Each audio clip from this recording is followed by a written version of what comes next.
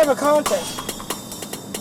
Whoever can come up with the best name for our show, our segment, the prize will be nothing. You ain't getting jack shit. A big thank you and fuck you.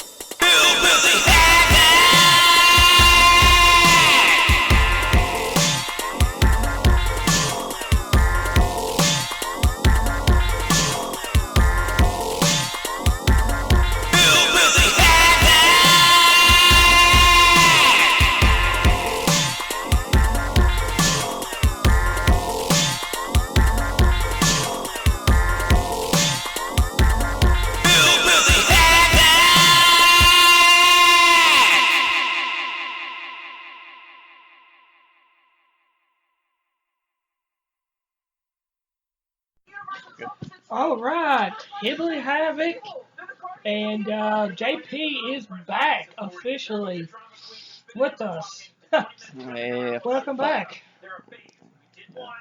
fuck it. He's still not awake yet, so I'm awake. I'm just fucking miserable. I'm sitting here watching Rick and Morty. Allergies is whipping my ass. Welcome back. I mean, you weren't gone. I mean, I did kind of a special guest host. Yeah. And then did a road trip bonus episode with our buddy Dave. But you're back, and we actually have a really good episode because I love this topic because I love villains. You wanted to do sidekick / comedic relief. Yep. So, but it's going to be a good episode. But Because sometimes the villain is both. Hey, my opinion is you can have a great hero in a great story, but if you do not have a great villain, it's going to suck. Well, too, usually your villains are the better characters. Yeah, I mean, look at Heath Ledger. His Joker has become iconic. Yeah, more so than Jack Nicholson's. Yeah, so it's got a good episode, but we got a couple of things we got to cover. One on a somber note for me is a lot of people knew her from MythBusters. Jessie Combs died attempting to break her own world record. Yeah, 619 miles per hour is what she was trying to hit. Yeah, she was already the fastest woman on 4 wheels is what they called her.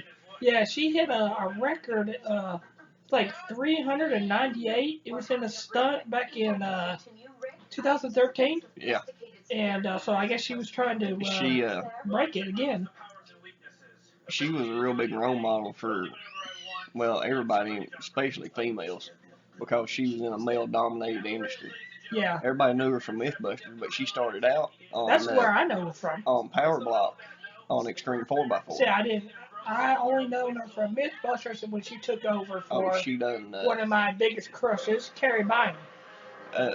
She was a mechanic, fabricator, welder. She's kind of a do it all. And after she left Spike TV and Extreme 4x4, Velocity give her own show called I think it's All Girls Garage. See, I didn't know that. Yeah, that was after I think she done it and MythBusters at the same time, but All Girls Garage lasted longer. See, I don't know how long she was on MythBusters for. It might have been a season or two because she took over when Carrie got pregnant. I want to say it's a couple of years. Which Carrie did get go through a lot of her pregnancy still on the show. Yep. But after her water broke or whatever, or when she was close, then Jessie came in for a little. So I would say probably like a season. She's there a season or two. I loved MythBusters. I mean, the build team with her, Grant, and Tori was awesome. I mean, the whole show was great. She could fabricate and weld any damn thing she wanted to do. Yeah. I mean, she, if my little girl wanted to say, Daddy, I want to be a mechanic fabricator, I'd sit her down and show her this woman because she just blasted through it all. And she was basically an underdog because she, like I said, she was in a male-dominated industry. Yeah. And I know a few women that can weld, and hey, more power to them. I think it's great. Yeah. And I think I think they need to break down more of that barrier, which I think it's broke, like you said, it's already broke down. Oh, she but basically kicked the fucking door in for him. yeah. Her and Carrie Biden Yeah. really kind of kicked that door down. And hey, more hat, my hat's off to them. I think it's I mean, great. she was young, not much older than us. But hey, I know it's kind of weird, but she did die doing what she loved to do. She did. And not too many people can say that. No. So. But another somber note before we get into a good one. And as we're recording this, today is September 4th, and we lost a legend. 14 years ago. 13, I think. Steve Irwin. Today is his today's the anniversary of his death. We won't get too much into it because we actually have something awesome planned for the next episode with him and Tupac, because Tupac's going on, I think, 24 years. 23, 24, something like that. Both of them icons to me. I love Tupac. Anyways. So, yeah. Steve, man, what can we say? I mean, I know I talk about a crazy theory, but in reality, I grew up watching Steve on Animal Planet. Loved watching Croc Files. Loved watching, Crocodile Hunter. I'm glad his kids got into the whole thing. He's crazy son of a bitch. He didn't care. No, but he respected the animals. That's the thing. I mean, I watched him pick up a spitting cobra and him getting too close to it, spit in the eye, and he's like, "Oh no, it's my fault. It's my fault. It's my fault." It's just like I joke, when that stingray dies that killed him, and they go, he gets up there, he's gonna be Steve's like, "I'm sorry, mate. I'm sorry. How's the wife and kids? I'm sorry. I shouldn't have got that close. I don't blame you." Because that's who Steve. He didn't blame the animals because the animals were just doing what they were meant to naturally. Yeah. To defend themselves. And I'll get we'll get more into it, but I was working at a pizza place back when this happened, and I just remember, I was making pizza and everything for that night, getting ready for the big rush, the weekend rush, And I remember my buddy coming up to me and said, "Man, did you hear the news?" I said, "What?" He goes, "Steve Irwin died." And I immediately dropped my sauce and label, and I just went, "What?" And I couldn't believe it. I had to get up and go into the TV rooms and look, and sure enough, because back then smartphones were still new. I didn't have one yet. And sure enough, and I'm telling you, man, it was a rough go. It really was. I was working at the phone company at the time. So, yeah, I mean, it was a while ago. I remember it. I found out about it when I, got home from the phone company. It's kind of like, what the hell? I mean, the man literally wrestled crocodiles and a stingray takes him out. It's just one of those odd things in nature. Hey, this is going to sound kind of weird, me put on this level, but everybody remembers where they were at the precise time when they heard about 9/11. Yeah. Which I remember that too, obviously, but I remember where I was when I got the news that one of my icons died. I grew up watching it. It's just, I don't know. To me, it's. Yeah. Rest in peace, Steve. We'll get more into that next episode, though. Oh, yeah. But on a better note, I got to cover this. Because. Go ahead, because I know where you're going, and I haven't watched it. Yeah. So, when we covered our Comic-Con episode, we brought up a new series on Netflix that was coming out. The Dark Crystal, Age of Resistance. Yep. And so it come out 10 episodes in this first season. It's a prequel show to the movie. And the movie's like 30 years old at this point. Yeah, it was 82. It was born in 82? Yeah, the mythology was born in 82, really. Because once you watch the show, you understand what I'm talking about, the mythology. Yeah. But, so, movie came out in 82. Here it is, 2019. We finally get a prequel series. So 10 episodes. Right now I just finished episode 5, so I'm halfway through it. And I gotta tell you, holy shit. This thing is absolutely fucking amazing. Amazing. You can tell that the puppets, that they've redone the puppets, they look better. Oh yeah. And it still looks 20 times better than anything CG. Yeah. It is Which they may have used some CG on the puppets. well, I think they did a little Probably bit, to but enhance them or something, like, because if you didn't know any better, you wouldn't know that they were puppets. oh yeah, And I'm not 100% sure they are puppets. I haven't done no research into it. you can tell they're puppets.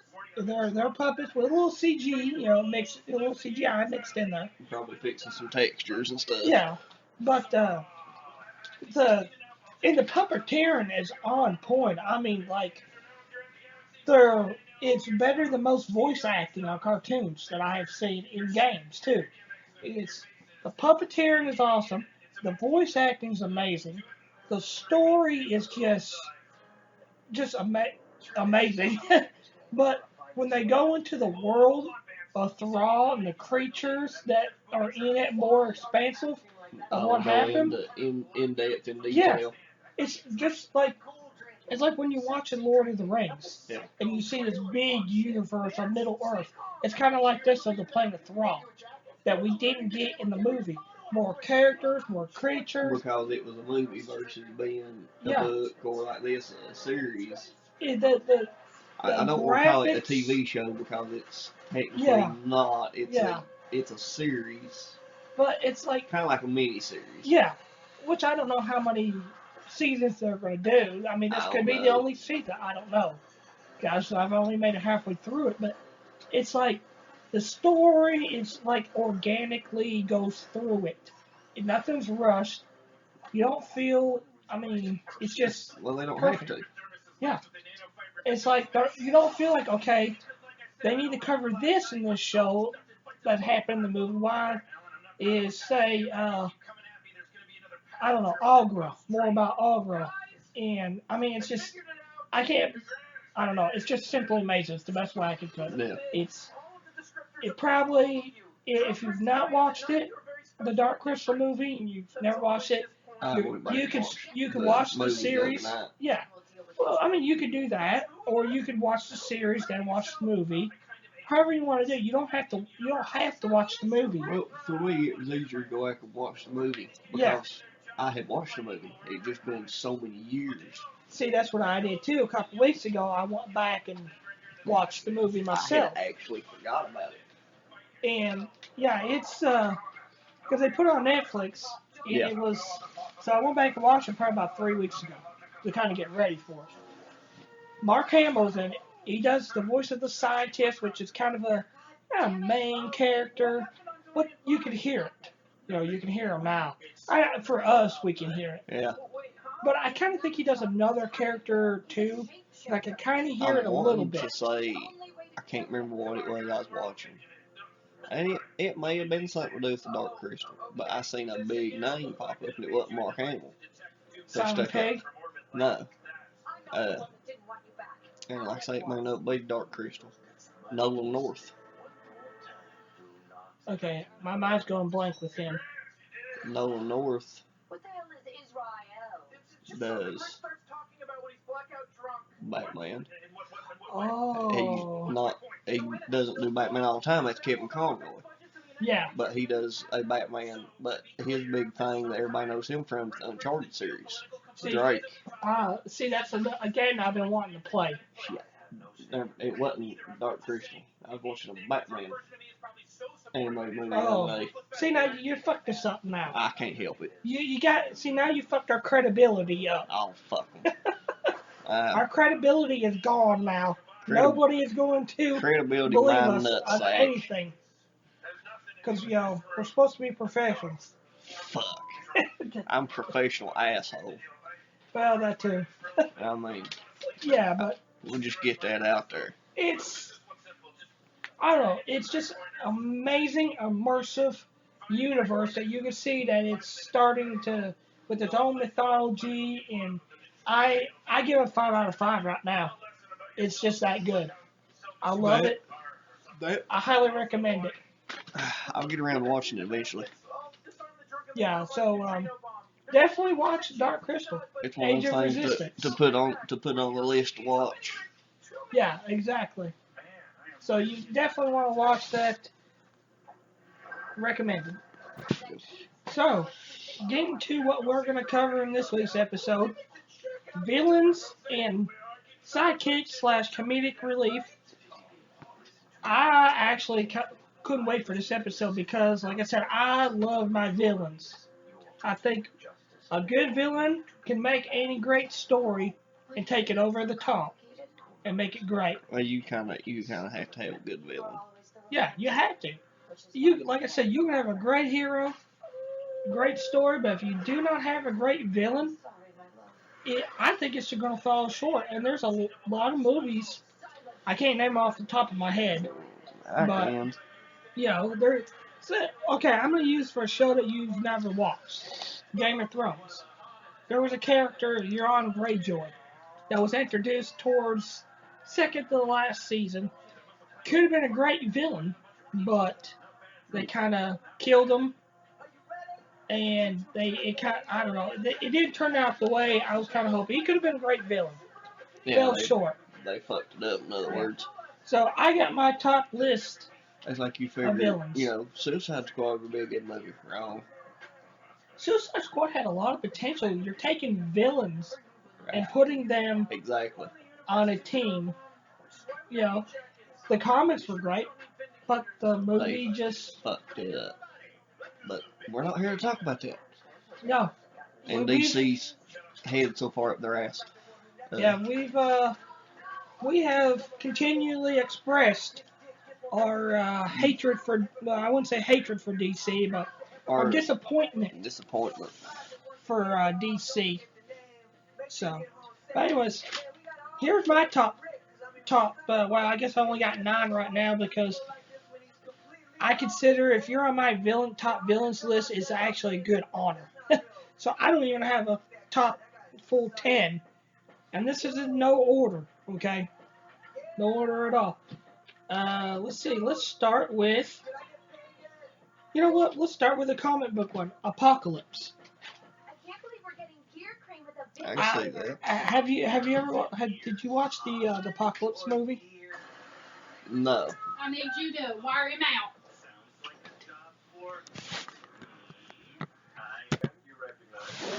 So yeah, the Apocalypse movie, X-Men: Age of Apocalypse. You know, when I went to watch that movie, I had such high expectations because Apocalypse is obviously one of my favorite villains.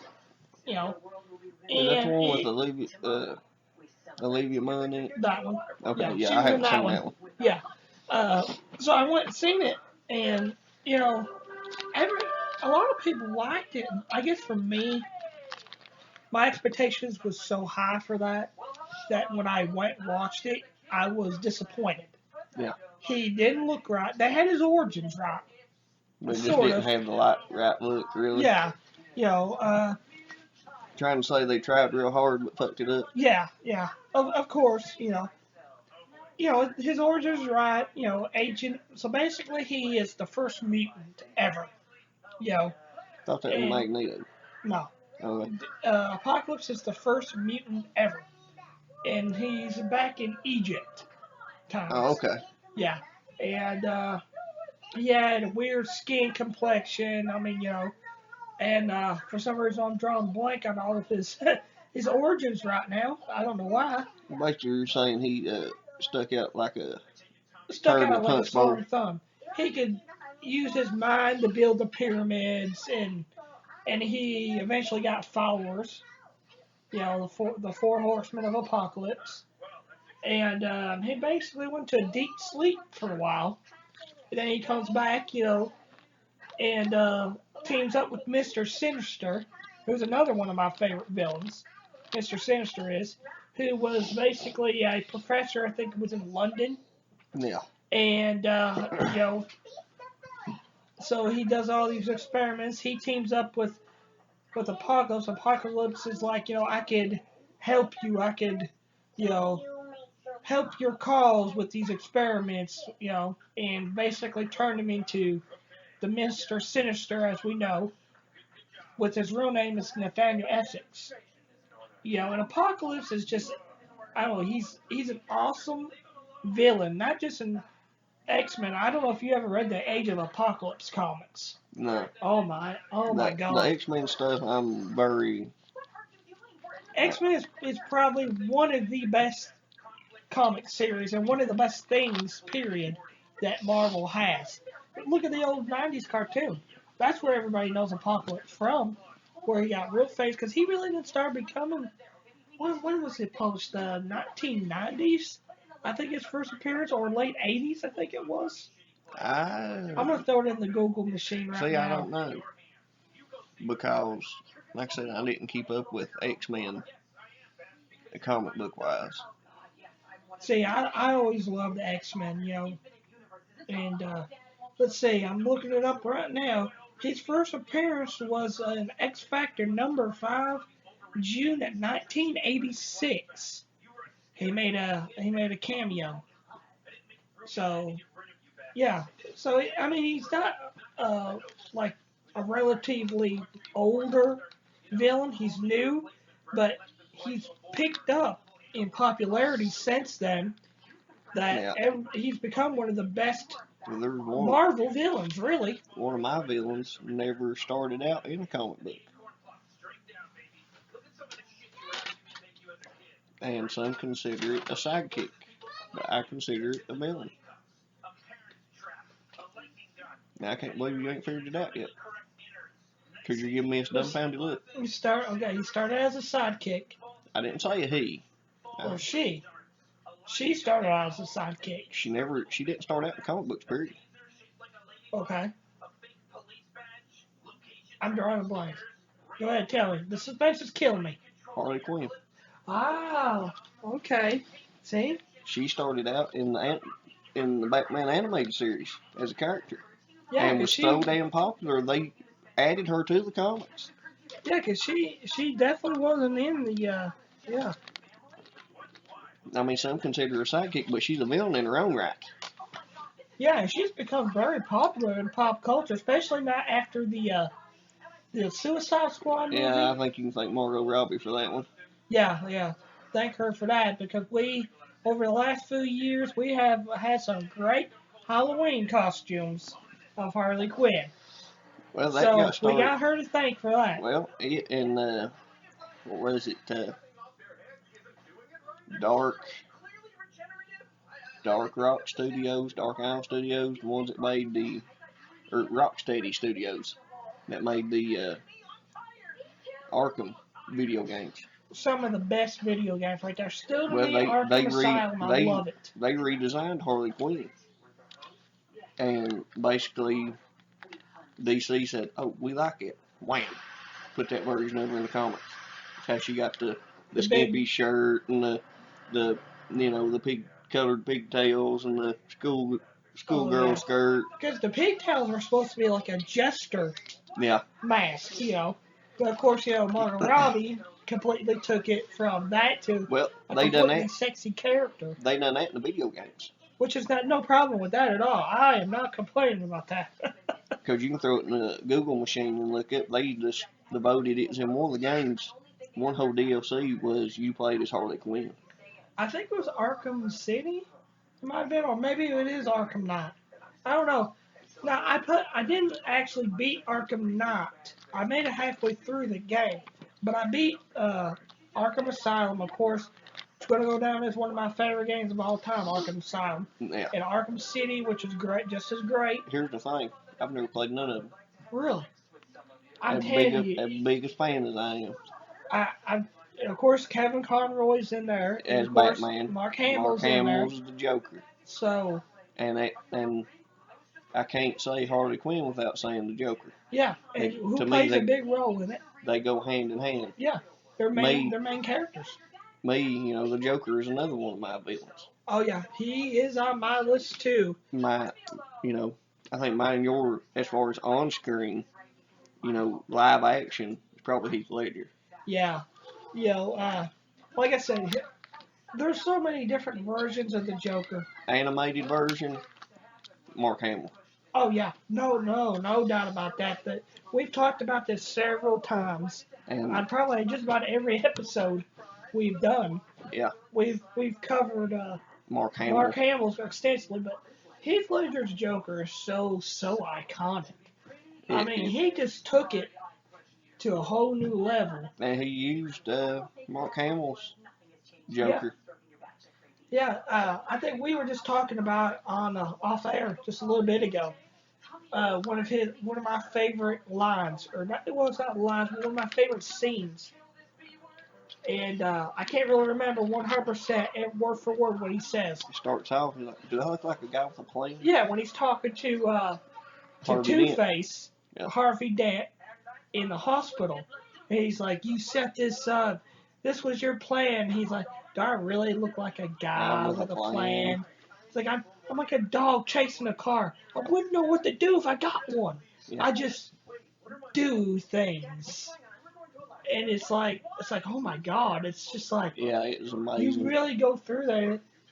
You know, he's really doing it. Like when Alfred's talking to Bruce, he's like, some people don't do things out of money or power. Some men just want to watch the world burn. Yeah, just want to watch the world burn. And that was Heath Ledger's Joker. And that was him, because even when he gets all that money from all those gangsters, what does he do? He burns it. Set the whole fucking pile of money on fire. And he's like, this city deserves a better class of villain.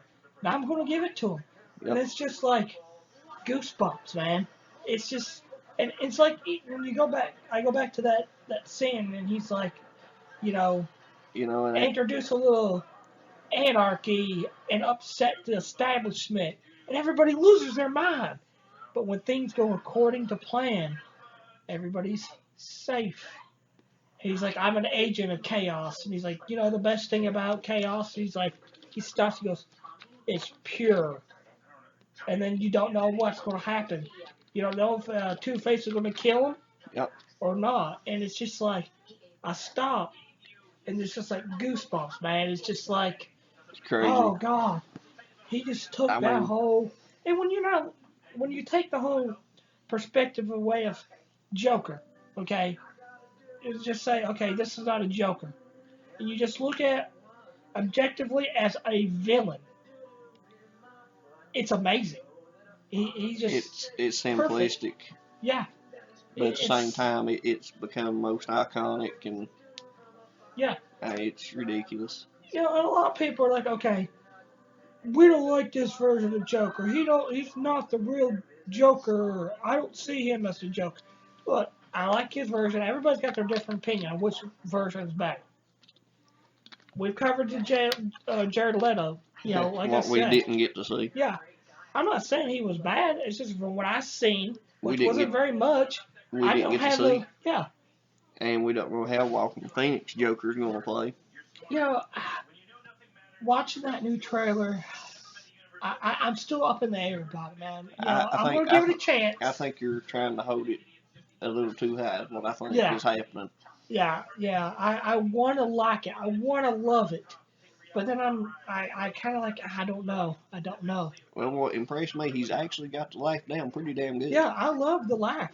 So, and they're not saying that this is the actual Joker. Yeah. But, the Clown Prince of Crime has not had a actual origin.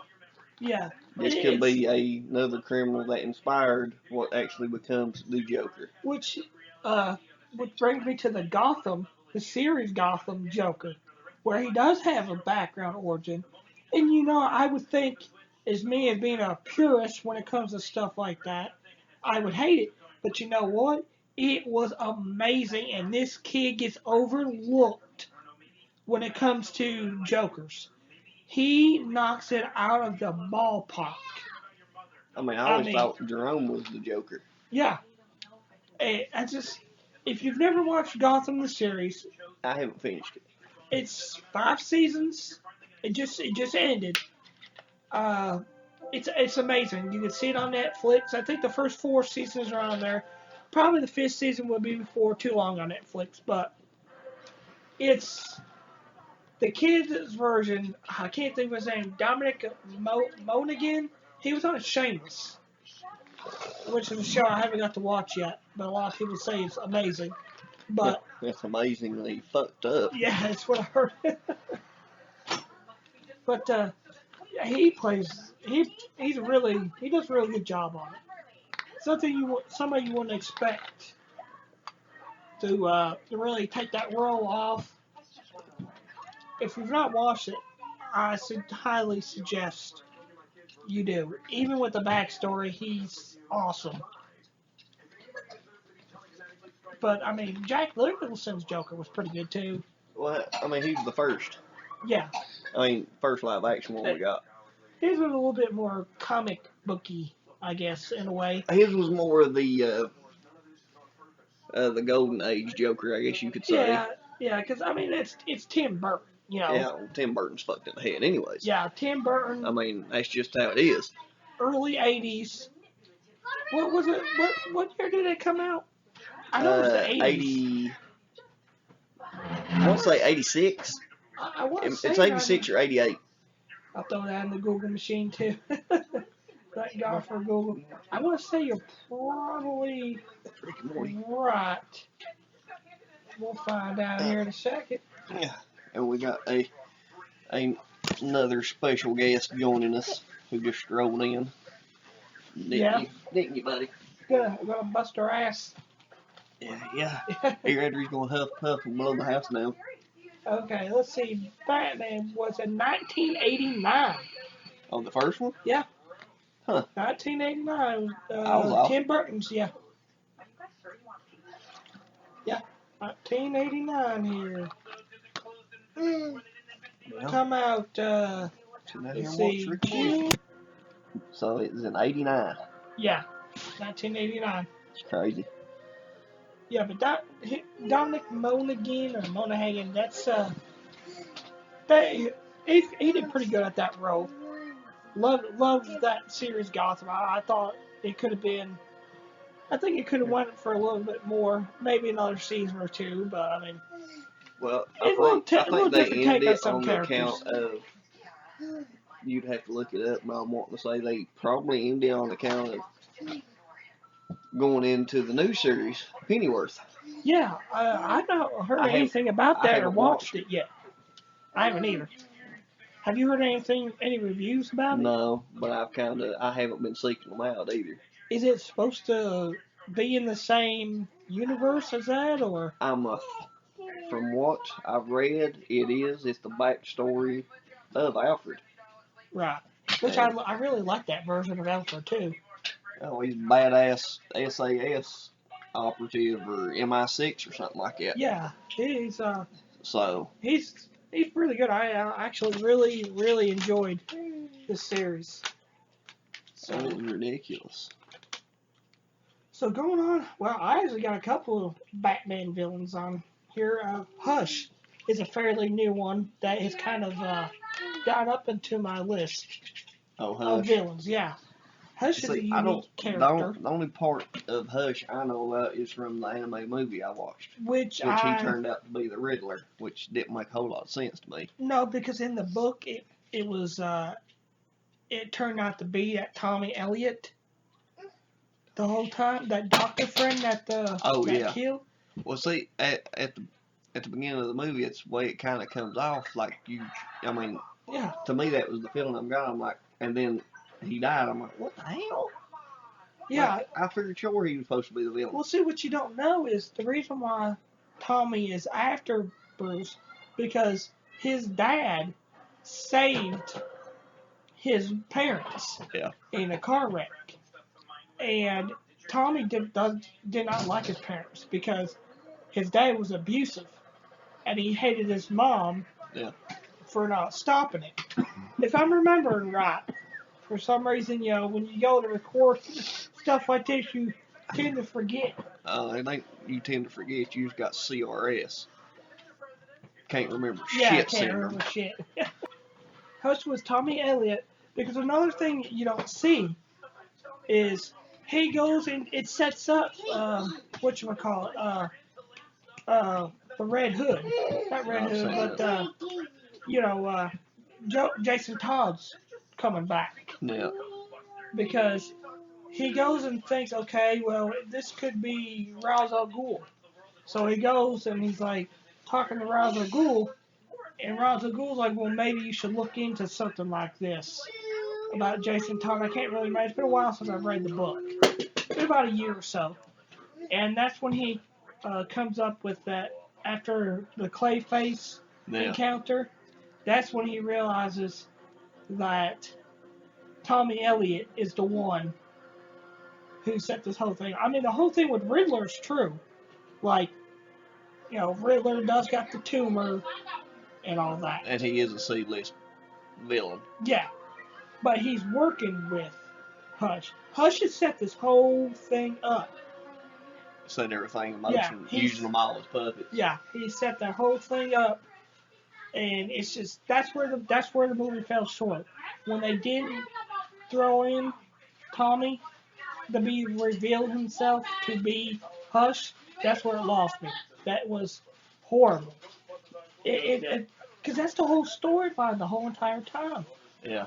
Is who is Hush, and they failed on that. In the movie, I watched it while we was off, and it to me, I'm like you. It comes off, just the way that he's drawn and his facial expressions is in that movie. That Bruce's friend, the surgeon Tommy, you're like, this guy's it. I mean, it's biggest damn foreshadowing ever. And then he gets shot, and it's like, what the hell just happened? Yeah.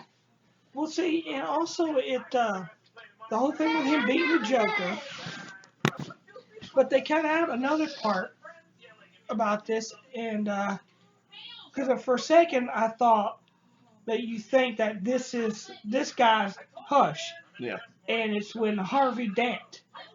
Yeah. Is actually Harvey Dent again. Because I'm trying to think, is it the Joker in jail or is it the Riddler?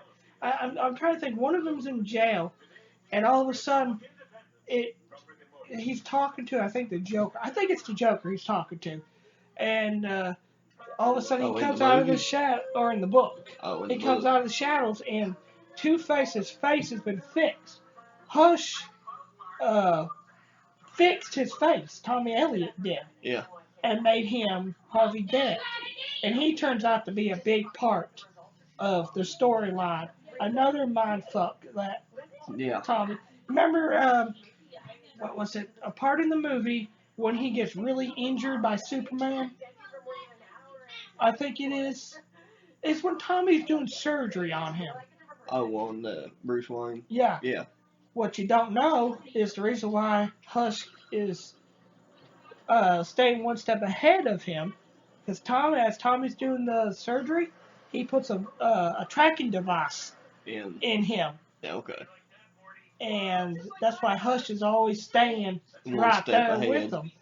And it's like this whole story is laid out, and it's a big mind fuck. It's like every time you think you got who Hush is, you don't. And all of a sudden, bam, even though it's obvious, at one point, done that it's with like the bam. movie too.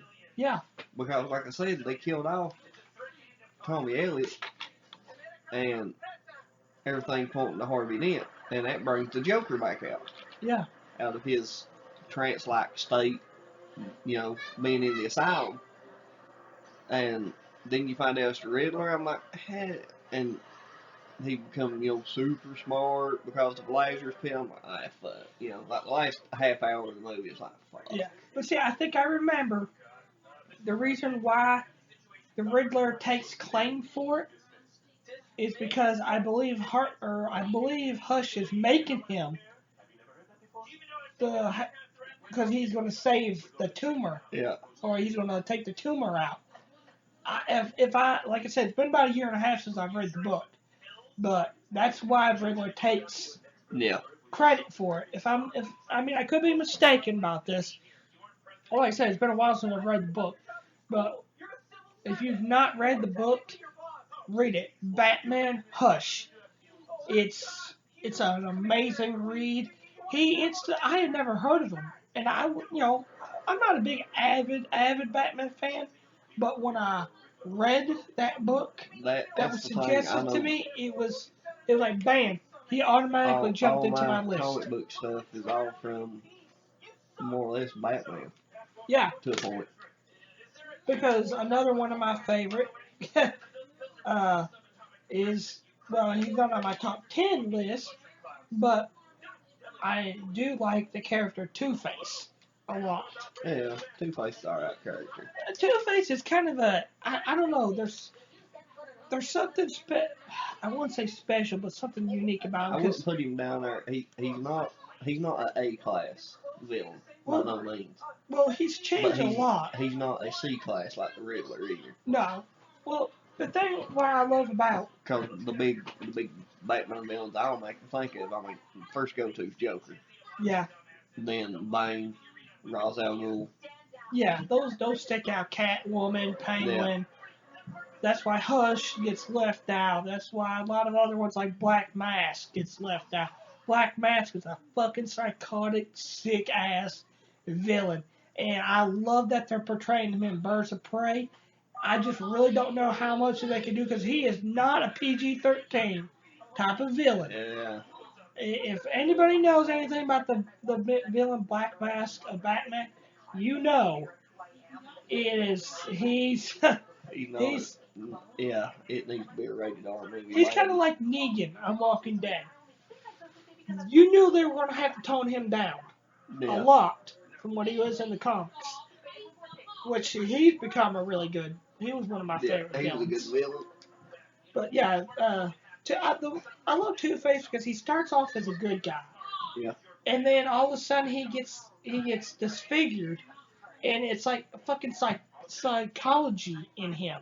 Well, you see a little bit of him anyways in his temperament and stuff. Yeah. He has them, breaks of insanity, and I guess it's just that one accident, so to speak, just is the final straw that broke the camel's back. Yeah, it is. Just, snaps him into his psychosis. It fucks with his mind, it breaks, like you said, psychologically, and that's where he becomes the villain. Yeah. Like, I don't know, there's this one point where he does everything by twos. They've kind of got away from that, but I know in the Death in the Family where Jason Todd dies, he does everything in twos. All his crimes are involving the number two, Two-Face. So it's unique the way he does things in that way. But I liked Aaron Eckert's the way he portrayed him in The Dark Knight. I thought that was really good. I wish we could have seen more of him, but I like how he was portrayed as the typical good guy. He's trying to do things right. Yeah, they kind of rushed his character. They could give him a whole movie. Oh yeah. Well, the third movie was supposed to be all about him, and they changed it to Bane. Yeah. But he was supposed to be, according to the experts or whoever it is, the rumor was that Nolan was going to start the third one out as they're in a courtroom and he's going through a trial. And that's when he escapes, your Joker breaks him out or something like that. And they couldn't do it on account of Heath Ledger died. Heath Ledger died, and they decided to go with Bane and all that. Which, Bane's the only one to... I mean, he broke Batman's back. Yeah. And put Batman out of commission for about a year or two. Oh, yeah. He started out... See, people like to think... Okay, so... I'm trying to think which movie... Was it Batman and Robin? I forgot if it was George Clooney or the Val Kilmer one. Where I had, like, Uma Thurman with Poison Ivy. And she made Bane. George Clooney. Was it George Clooney? I think it's Batman and Robin. Where they made because Batman Forever had Two-Face and which was played by Val Kilmer. Well, Two-Face was played by Tommy Lee Jones. Yeah. And then of course the Riddler played Jim by Carrey. That was good. I liked that one. But then the other one was horrible. Yeah, with And Arnold Schwarzenegger as Mr. Freeze. Mr. The only Freeze. good thing about that movie was Alicia Silverstone's Batgirl. That was the only thing about that movie that was good. But anyways, Are you saying you didn't like Uma Thurman as Poison Ivy? I don't like Uma Thurman.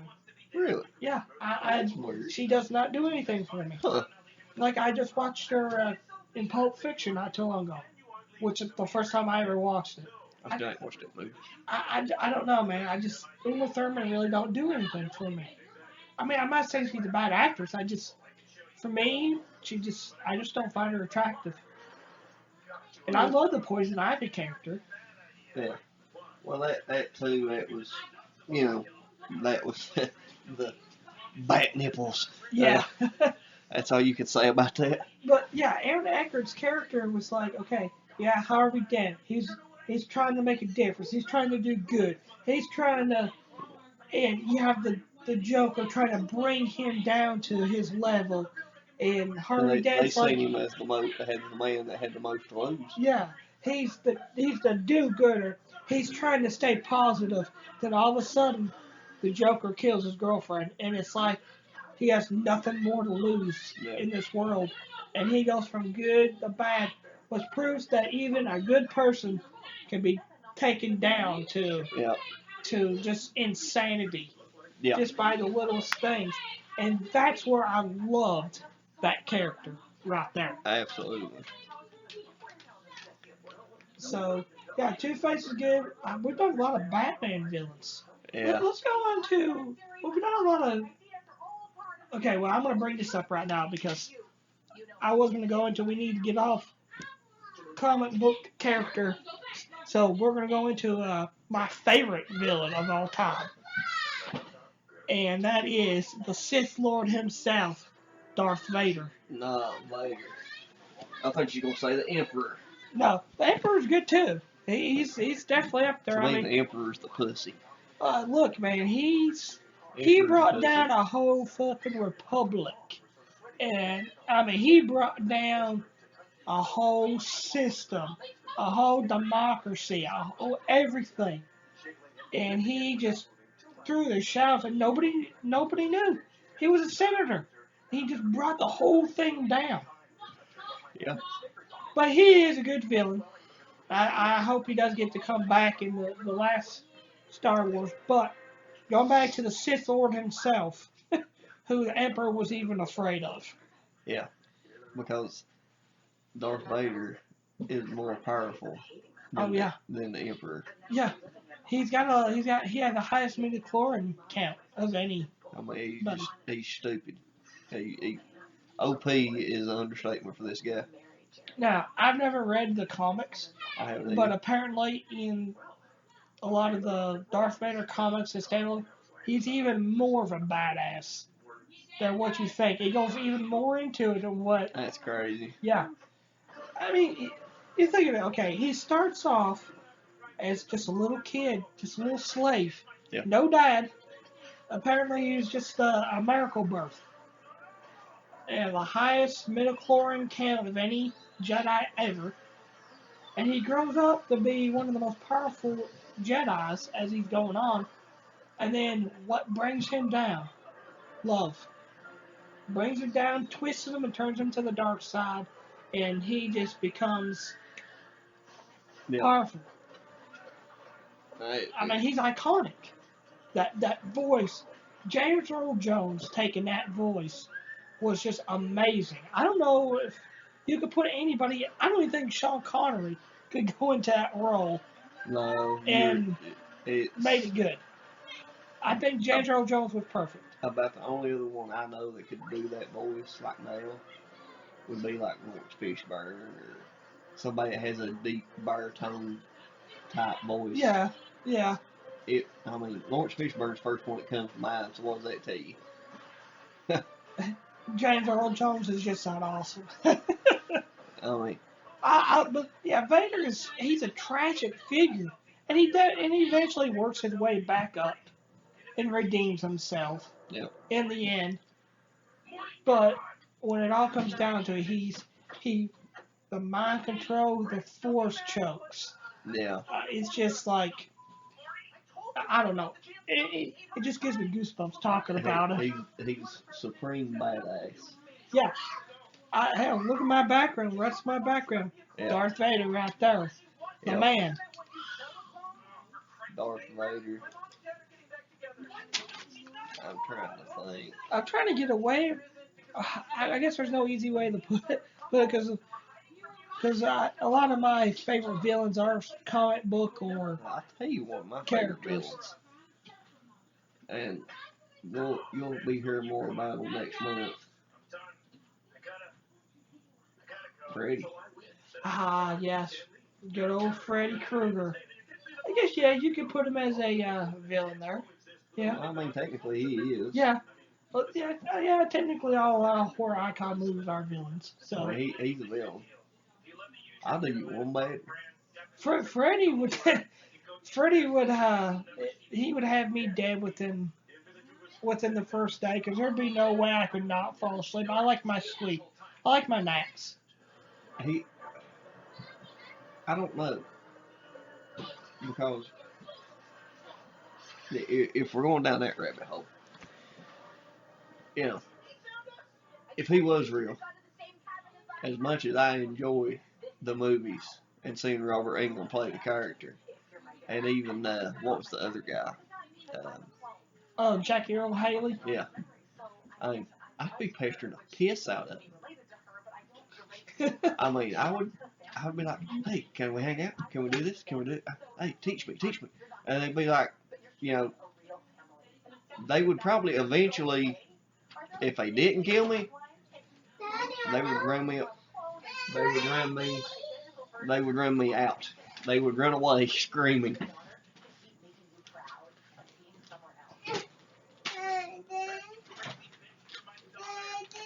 What, babe? There you go. Oh. Well, here, get great. Daddy, I jumped over you. Alright. Anyways. Marty. Come on, Daddy, get there doing something. But here's one that'll throw you for a loop. And technically it's a villain, but it's not a person. Okay. It's from a Stephen King movie. Are you talking about Pennywise? No, hell no. I ain't got there yet. Oh, okay. Okay, so it's from Stephen King. Yep. But it's not Pennywise. Nope. But he's not human. Nope. Okay, would it be then the Pet Cemetery? Nope. Because technically that's not human. Okay, so it's not that. I don't know. It's the only movie he ever directed. Okay. Maximum Overdrive. The big fucking clown truck. You know, I always forget that Stephen King did that as a movie. I really did. That's because it's not based off a full book. It's based off a short story he wrote. And he absolutely hates that movie. Wow. He said it was the 80s. He was high on coke. It was garbage. Well, I mean, that's his explanation for not liking it. I guess you can't argue with that logic. And mean, I just found out here recently they more or less rebooted that movie called Trucks or something like it. like, I know they put out a cartoon, or it wasn't really a cartoon. It was like a kids movie called Monster Trucks or something like that. No. Okay. This is just called Trucks, and it has the same premise. It's based off the short story Maximum Overdrive was. I didn't even know that was anything to do with Stephen King. Yeah. At all. Yep. It's a Wow. Stephen King story. I don't think I've ever watched Maximum Overdrive. You need to. It's on not that I remembered I have. It's on our streaming service. Oh, okay. Well, there's a lot of things on our streaming service. Yeah, but I don't think I've ever watched that at all, ever. Are you recording? Mr. Poopy Butthole. Oh, yeah, we're watching Rick and Morty. That's kind of our thing. while we record this. It's also one of our. What's your channel called? I'm going on it. It's also we got Rick and Morty wrote down as sidekicks. I think. Yeah, we do actually. Because I consider Morty as a sidekick. Sidekick / comedic relief, really. Yeah, and Rick can technically be a villain. I mean, he could. I don't know. I don't know if I would put him in the. I guess some people could. He's most definitely an asshole. I mean, he just causes a lot of trouble. Yeah, he causes a lot of hell. Anyways, back, we'll get to that later. Yeah. We're way the hell off. Yeah, but then again, we do kind of go off subject a lot, don't we? Yeah. Like I said, we got 2 special guest visitors with us, so it's easy to get sidetracked with these 2 around. So I'm gonna actually bring up a villain. And I don't know if you ever watched the show. Quintus Batiatus, played by John Hannah on the Spartacus show. I watched the first season, but I can't remember nothing about it, if that makes any sense. So I put him down as a villain. I think he's an amazing villain. I think if you've never watched the first season of Spartacus, it's on Netflix. Yeah. But if you never watched the first season of Spartacus, it's called Spartacus Blood and Sand was what the first season was. But yeah, I consider Spartacus, the first season, the best season of any show ever made. It's that good. Andy Whitfield, before he died of leukemia, was going to be a big star. Yeah, he ended up dying of cancer, didn't he? Yeah, leukemia. Well, the thing is, it came back. He got it after they filmed the first season. Yeah. After it was done. Like I said, amazing. Best season of any show ever. Highly recommended. And it was so good that when he got diagnosed with leukemia. No, it wasn't leukemia. It was non-Hodgkin's lymphoma. Is what it was. I don't know why I was thinking leukemia. But Roman Reigns. Yeah. I hate him. But anyways, Well, there is that. They decided, okay, we're going to wait for you to get done with your treatment, so we're going to go ahead and make a second season is going to be kind of like a prequel season. Yeah. So, okay, they were willing to let it, Yeah. They wanted to continue with his story. But, unfortunately, that's not the way it happened. No. He ended up succumbing to the disease and passing away, actually, on September 11th. Is where I remember that. So his anniversary of his death is coming up too in a couple of days. Yep. Could have been a great action star. Yeah. Is this the this this is one of my favorite episodes right here. Yeah. With the crazy wacky characters. But Quintus Batiatus, he's played by John Hannah, which you'll know from the Mummy series. He played her brother. Oh, that idiot. Yeah. He played Jonathan. Yeah. So what he does is Spartacus becomes a gladiator, gets in his house of gladiators, and he says, I'll find your wife and reunite you guys, but you have to fight in the arena for me. Yeah. And so he's looking for her, and when he finds his wife, he does the ultimate villain thing. He kills her. Yeah. Or hires somebody to kill her, and he. So it makes. So then he's manipulating Spartacus the whole entire time. Yeah. So he orders his wife to get killed, and then Spartacus is like, well, You're right. I got nothing else to tie me to there, so I'll start fighting and gladiating for you or whatever. Yeah, that way he'll keep fighting and be a Yeah. much more vicious, brutal And bastard. then at the end, when he finds out Kills him. what happens, because the final episode's called Kill 'Em All. That right there tells you it all. Yeah, he gonna kill them all. And this ain't no spoiler. He fucking kills them all. He kills them all. And they can't give it away with the title on that one. It's a little on the nose. Yeah. But it's just, I love how, the reason why I put him down is just that he's like, he manipulates them the whole entire time to get him to fight because he's going to make all this money with Spartacus. And you never know his real name.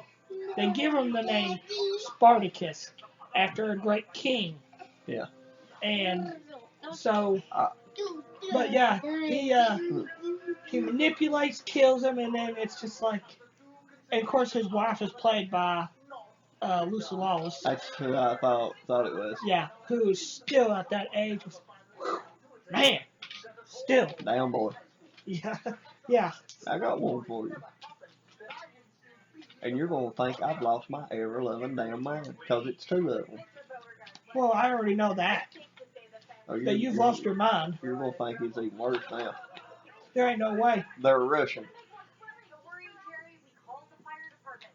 Okay. I think I know where you're going with this. Can I guess? Yeah, actually. Are you talking about Ivan Drogo? No. Okay, you're not talking. Okay. Has nothing to do with comic books. Well, I was going by Rocky. No. Okay. I didn't talk about Rocky. Are you going by? It's two Russians. Well, they sound Russian anyway. Okay, so it's not Ivan. All right, so then who? You got me. Boris and Natasha. Yeah, you have completely thrown me off on that one. From Rocky and Bullwinkle. Boris and Natasha.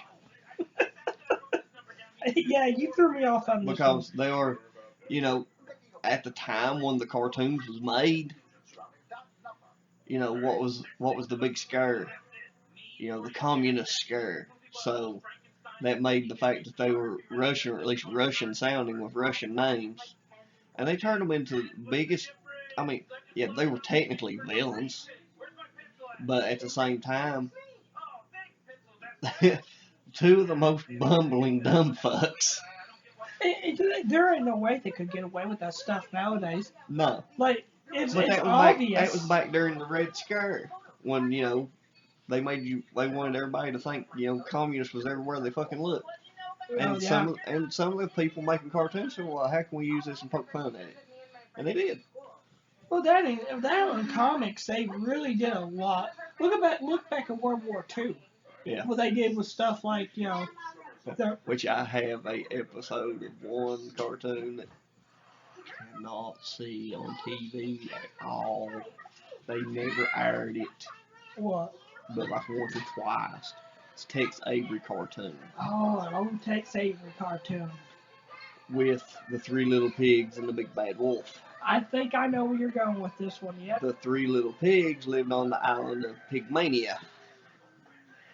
And here comes Adolf Wolf, who signs a peace agreement, not to infringe upon, how do you put it, my dear, sweet, and friendly neighbor. This is the truth for which I stand. I promise not to invade your land. With this something I decree, signed Adolf Wolf, Colossal Stinker. Yeah, there ain't no way they could get away with that stuff. And then you got Bugs Bunny fighting the Japanese. And the way they drew the Japanese guy was just, it goes back to the whole thing, they're making fun of it and making it stereotypical. It's stuff they couldn't get away with now. You can't get away. People are so sensitive now and get offended so easily that it's you just gotta watch everything you gotta say nowadays. Yeah. I got one for you. I got the biggest villain of all time. Mr. Poopy Butthole. No. And I like to, and you tell, there ain't no way you're going to be able to beat this one. That's a challenge. Yeah. Okay. You will not beat this. This is probably the biggest villain ever. Short of the devil. Yeah. I even think the devil would probably like, damn. You ready for this one? Yep. The motherfucking stingray that killed Steve Irwin. Really? Again? Son of a bitch. Hey, do me a favor. Do me a favor. Tell me to bust his ass. So bust your ass.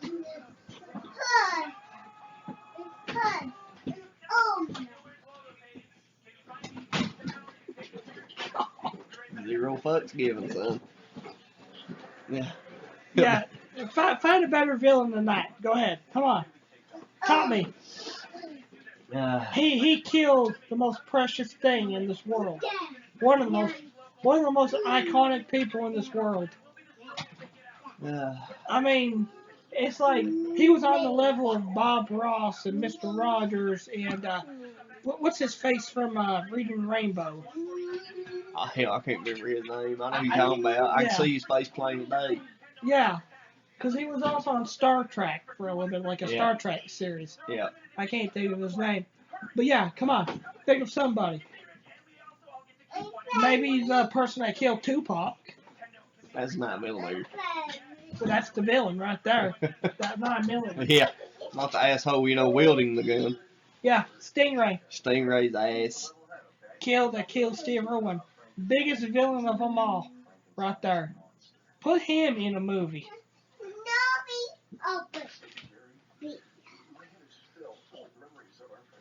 I don't think that opens, brother. Okay, maybe it does. How'd you hand me? You can't have that. You can't have that.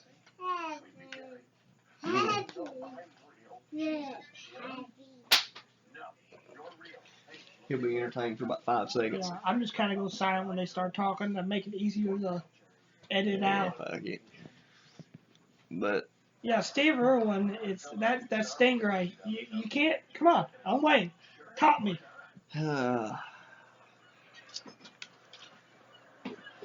Steve Irwin, Stingray.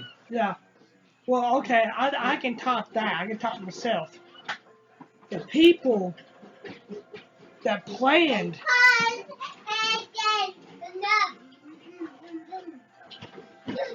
They are the ones that are above that. Over here, Jace over here going crazy on his horse. Yeah. Even he thinks your theory's bullshit. No, he's agreeing with me.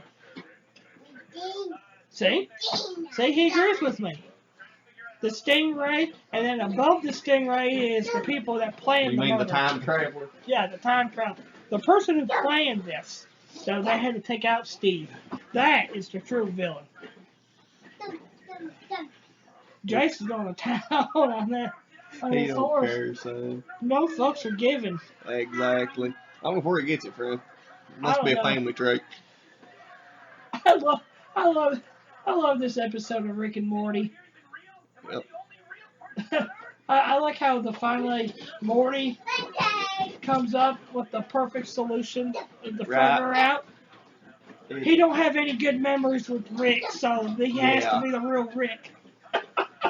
And of course, Mr. Poopy Butthole. Oh, well, do you recognize the giraffe's voice, though? David Keith or Keith David? One a very famous voice actor. He's played in several movies. Well, he played in They Live with Roddy Piper. Yeah. I forget all about that movie. I got that movie on DVD.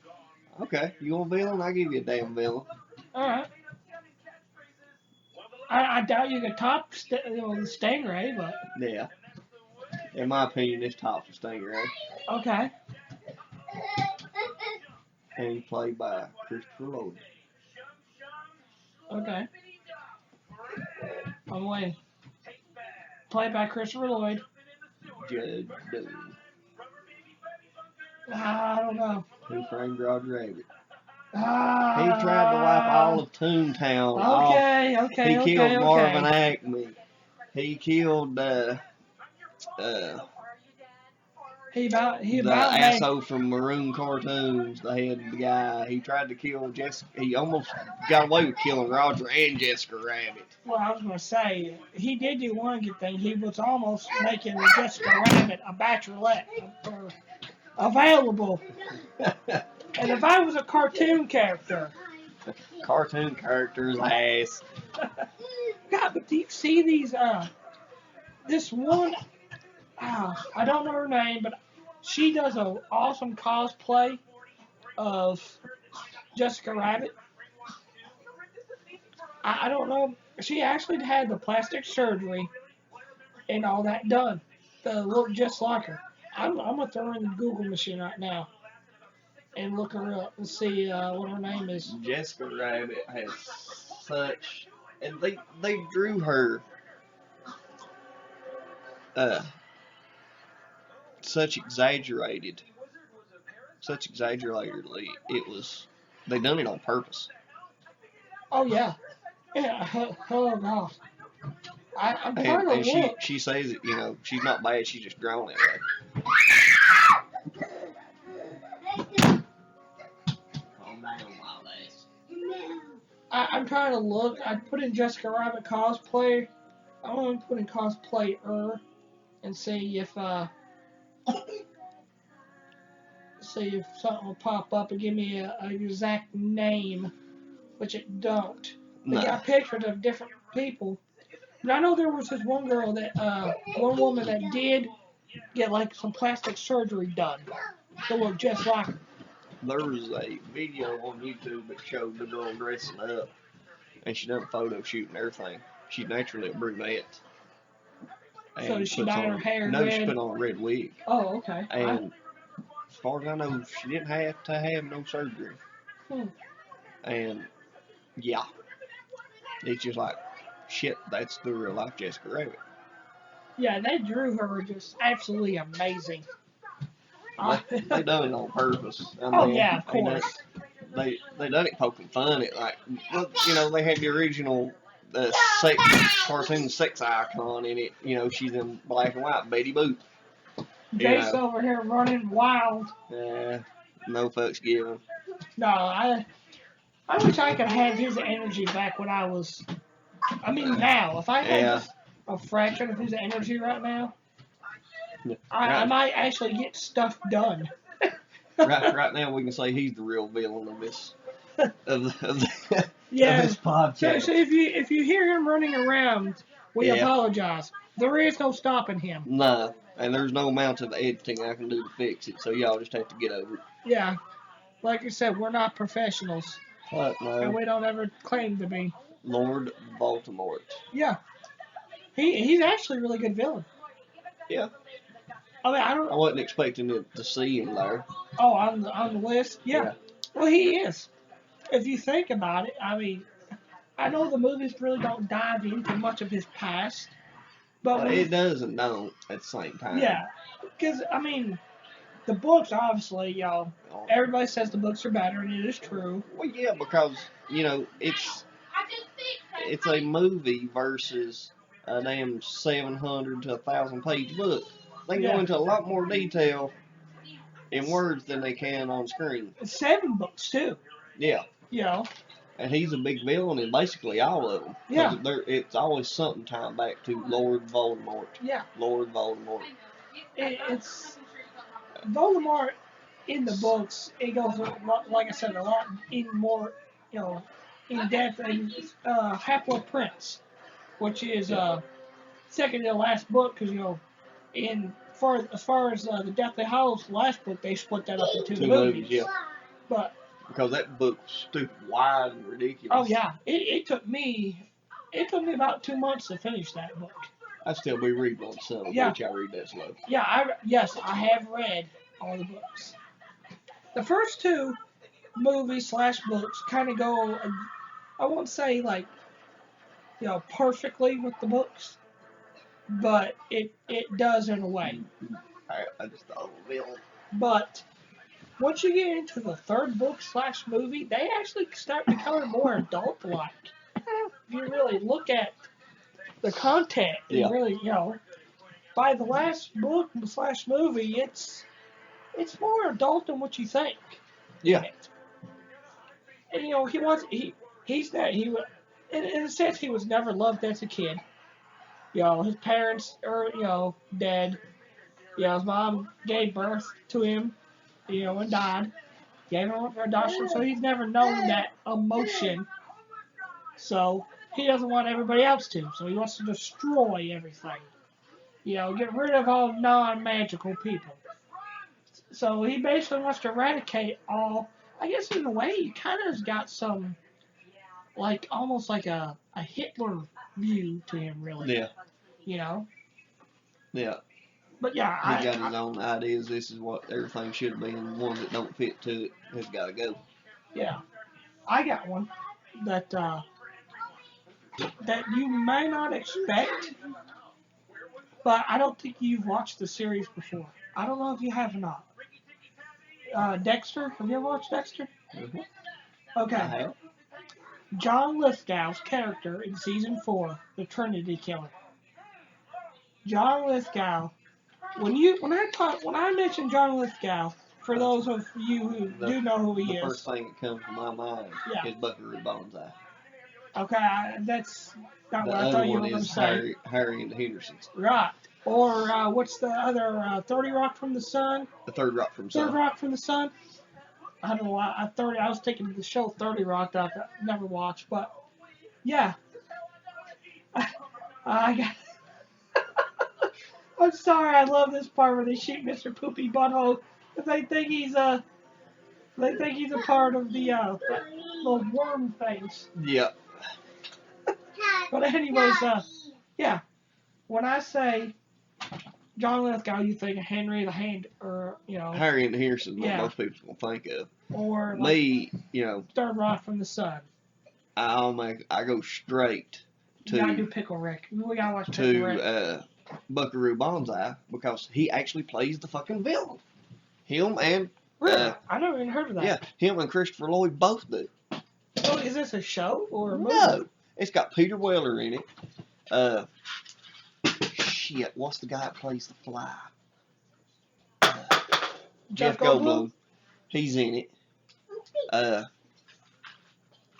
Yeah, it's he's this musician / world-class brain surgeon / samurai. And he travels to the 8th dimension. Don't worry. My poor wife has never watched it before either, and I made her sit through it countless times. Yeah, I never even heard of this at all, ever. Yeah. Wow. But yeah, John Lithgow plays, they call him the Trinity Killer, because he kills in threes. Yeah. And I don't want to. I remember that. I remember that scene. He chases that motherfucker all season, on and off. Yeah. Before they finally have a meeting. Yeah, because he plays this church-going family, looks like the perfect family. Yeah. But he's really messed up in the head. That character was based on shit. Is it the Green River Killer? He was like this stand-up guy in the community. Had a whole family and everything. I mean, if you look at him, he looked more normal than Ted Bundy did. Wow. And the only reason they called him was because he finally confessed. Yeah. So him and Dexter, those last few episodes, because Dexter knows who he is. Yeah. And so he's going through the whole series. Pickle Rick, motherfucker. Anyways. Pickle Rick. I had to. Yeah. But he goes through the whole season trying to learn the ways of how is this guy balancing his serial killer life and his family life. He wants to learn. And by doing so, the ultimate consequences happen at the end of the show. Don't want to give it up, because it's probably one of the big. When I seen the end of it completely wouldn't mind fuck me, but it was like, holy shit. Yeah. The ending to it. That whole season was spectacular. John Lithgow was he was up there. He was up there on another level that whole series. He's crazy. Because you felt sorry for him. And, you know, you shouldn't feel sorry for a serial killer. No. But you do, in a way. Y'all hear that noise? It's Jace over here playing with these, With his trucks. truck. Yeah, his big monster trucks here. Yeah. He's going to bust our asses. Yeah, I'm waiting for him to say it, or he's going to blow the damn house down. As he says, oh, he'll huff and puff and blow the house down. But yeah, John Lithgow was, I couldn't believe it. I just, like I said, I always pictured him as from Third Rock in the Sun, you know, mellow. Then you get into this you kind of feel sorry for a serial killer because he's messed up. And you think he's kind of like a sympathetic character. Yeah. But then you're like, wait a second. He's a serial killer. Why am I feeling sympathetic for this person? Y'all, it's something else. He definitely goes down as one of my favorites. His performance in that episode, in that season. There's the ones I'm thinking about comes in threes. Yeah. And their movie's getting ready to come out. Okay. I'm hanging on. I'm clueless what you're talking about now. And there's 3 of them. This will be their 3rd movie. Okay. You got Captain Spaulding, Otis, and Baby. Okay. I didn't know where you were going with this. You had completely threw me a curveball here. Well, what brought it up is you talking about feeling sorry. Oh, like sympathetic characters. Yeah, okay. At the end of them rejects, you feel sorry for these 3. You're not supposed to. Yeah, you're not supposed to, but you can't help it. They're getting shot to shit. And evil, sadistic, especially fucking Otis. Bill Moses, oh my God. He plays such and he's literally having to play a character because this guy is nothing like what he plays on screen. It is ridiculous. Yeah, sadistic. I really did love those movies. I can't wait to see that 3rd one. Rob Zombie's got a fucked up mind. But at the same part, it's interesting fucked up. Yeah. If that makes any sense, you know? Yep. You can't help but to watch it. Because it's that shit that fucked up. Them three as a villain, because, you know, when you're first introduced to Baby, you're like, how can Sherry Moon Zombie. How can she be a threat? Because she looks innocent. The pretty blonde girl next door, almost. Yeah. You don't even realize Captain Spaulding's in with it. Oh, yeah. For a while. And then, Otis is the one that light bulbs immediately, warning bells start going off as soon as you see him. What's more of a fucked up movie? House of 1,000 Corpses or Devil's Rejects? From a just sheer fucked up standpoint? Yeah. Probably House of 1,000 Corpses. Yeah, because it has all the corpses and everything.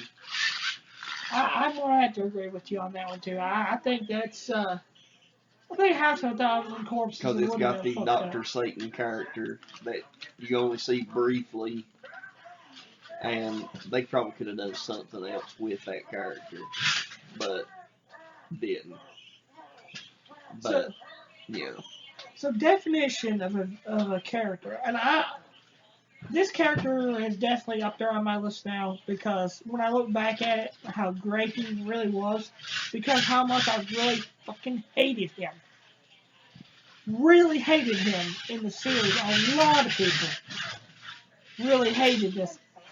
Jason's going to town with that truck right now. Yeah. I don't know where he's going to, but he's going. We're not kidding when we say he don't give a fuck. No. He really don't care.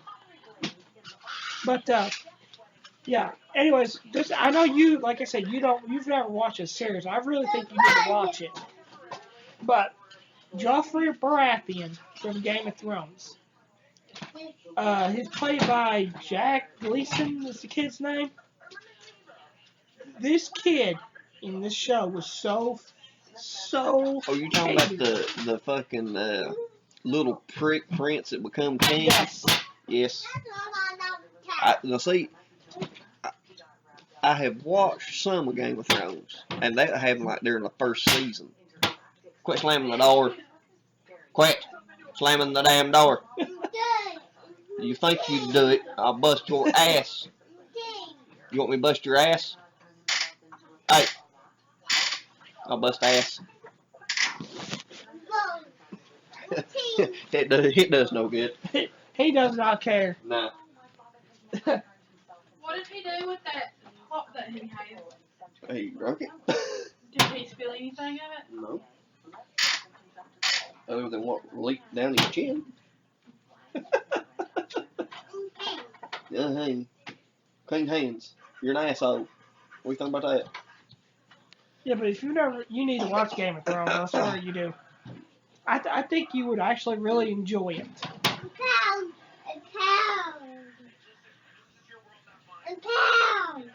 But he definitely turned in because I hated him. Oh, everybody did. Even what little I watched of it during that first season, I hated that son of a bitch. But now looking back at it though, that's why I guess he's such. I mean, that's why he made a good villain. Yeah. It's because he's so hateable. Yeah. He becomes a really hated, big time villain. No Holly. And now, Holly Batman. and when you like I said, when you go to look at it, that's really the definition of a villain. When you just hate him so much. I hate a villain. This is gonna be off a while. The King of France. Nightfall. Yep. Yeah, I guess so. Really, even the historical. Oh yeah, he's a Philip fucking dick. Fair, you know what he did with the whole Templars and everything, just because he had a debt with them, and made up this whole story of them worshipping false idols and everything. Yeah. That way the Pope can discredit them. He's a real life villain. Oh yeah, just so he could erase his debt that he was in with the Templars. He came up with this big elaborate story. They were worshipping the head of John the Baptist, and they spit on the cross, and anything to get the Pope to denounce them. Well, he helped get the person in that he wanted to be Pope. Yeah.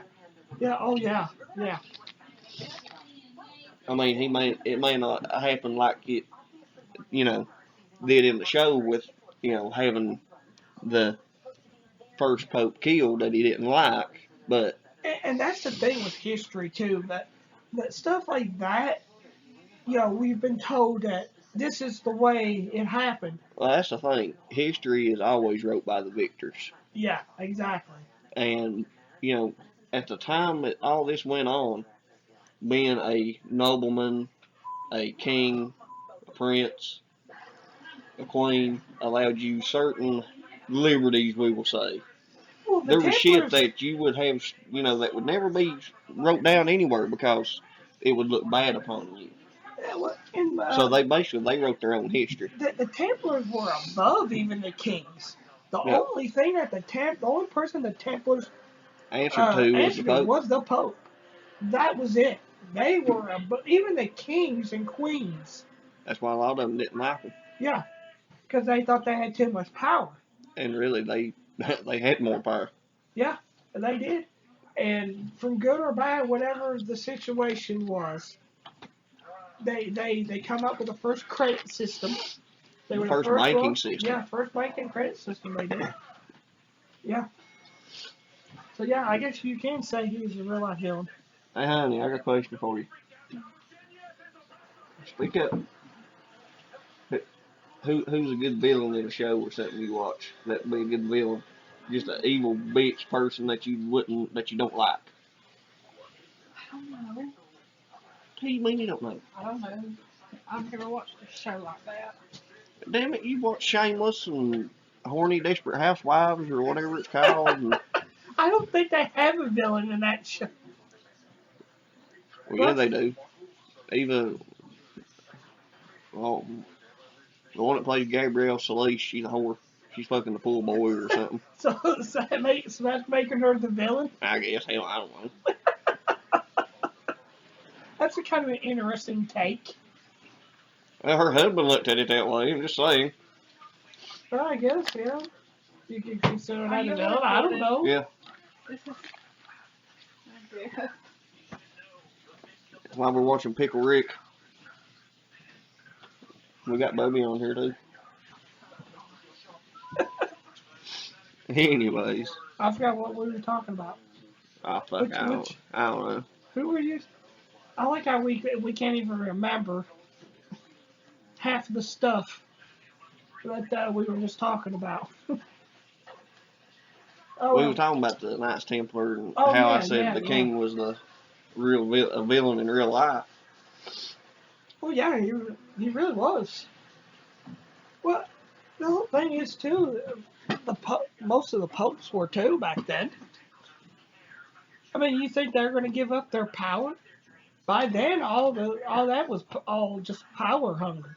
That's all that Yeah. was. Yeah, which we will go into in a different episode. Well, yeah. Well, the final thing about that is, like, the whole thing with like the Da Vinci Code. Like, I'm not saying the Da Vinci Code is real because obviously it's Dan Brown said it's a fictional work, but I think that has a lot of, But it just says you a lot know, about history yeah, in general. it just goes to show you that's a good possibility that the Da Vinci Code could be true.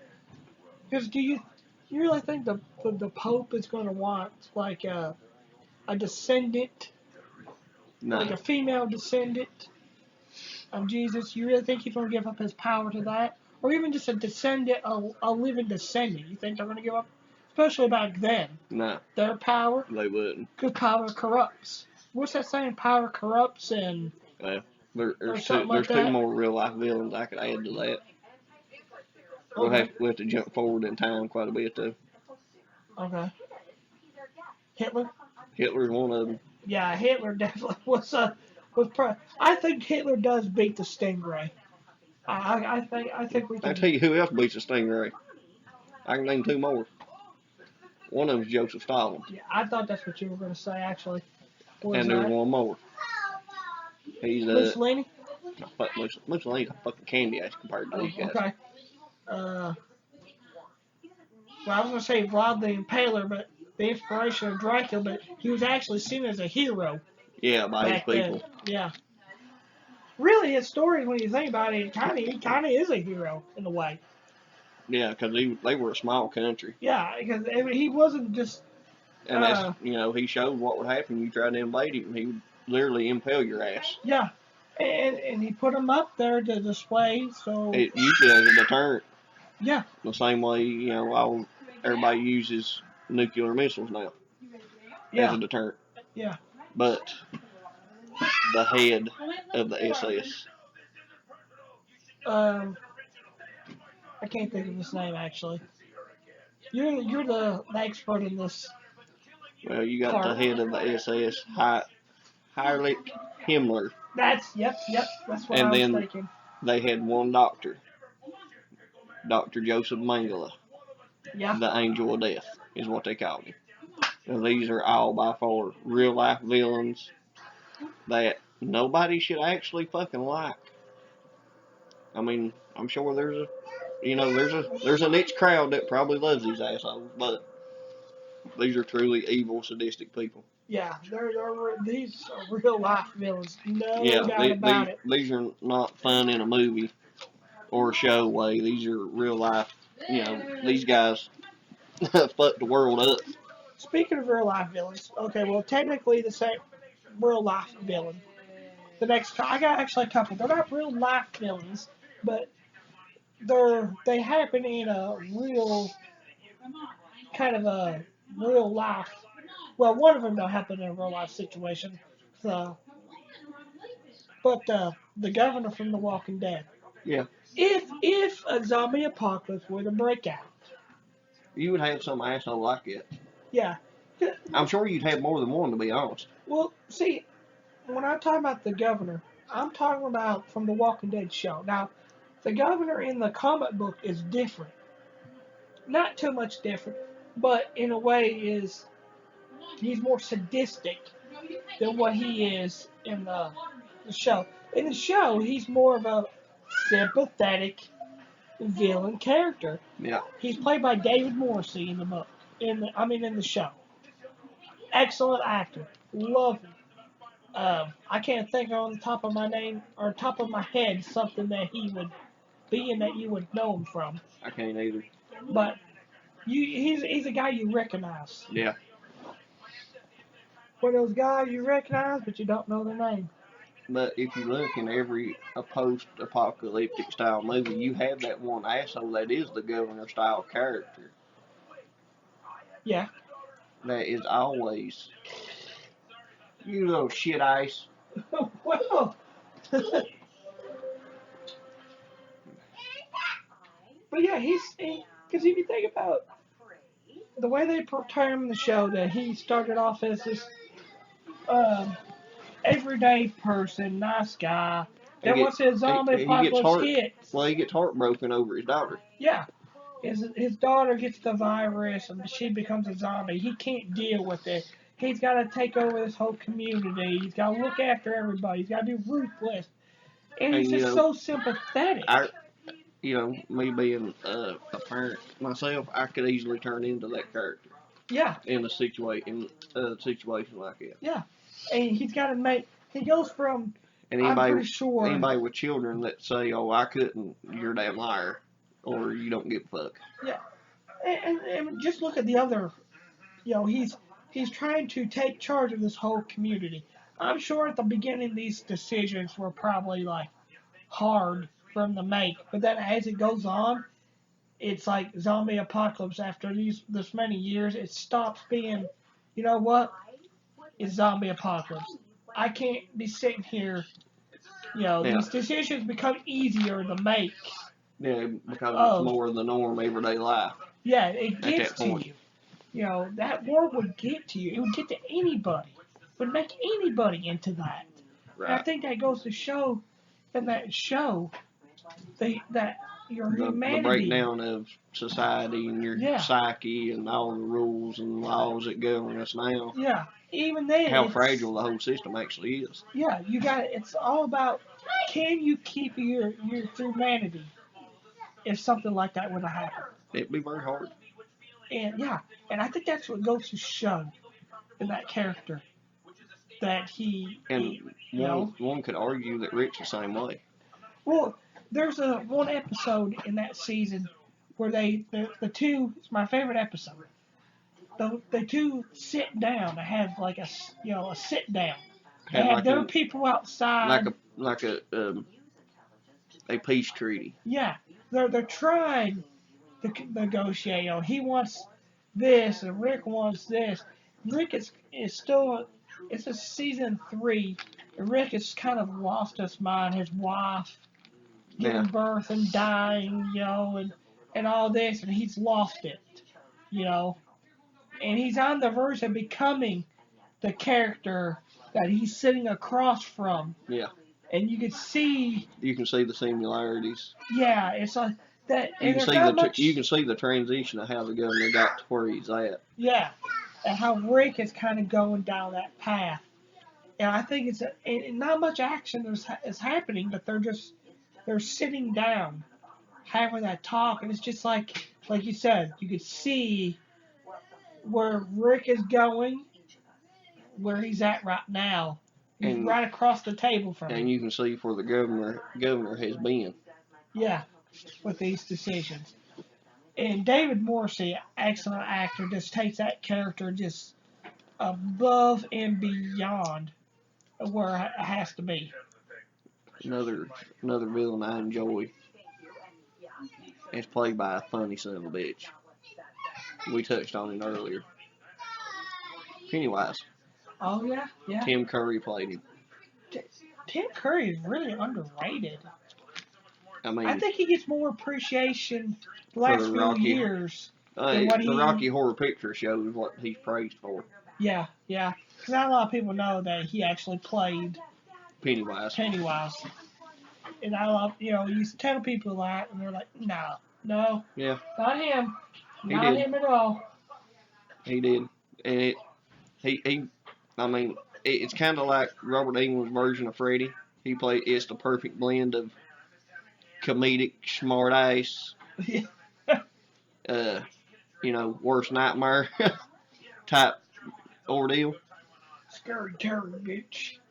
Yeah, we ain't got there yet. Yeah. We're not getting to that villain yet.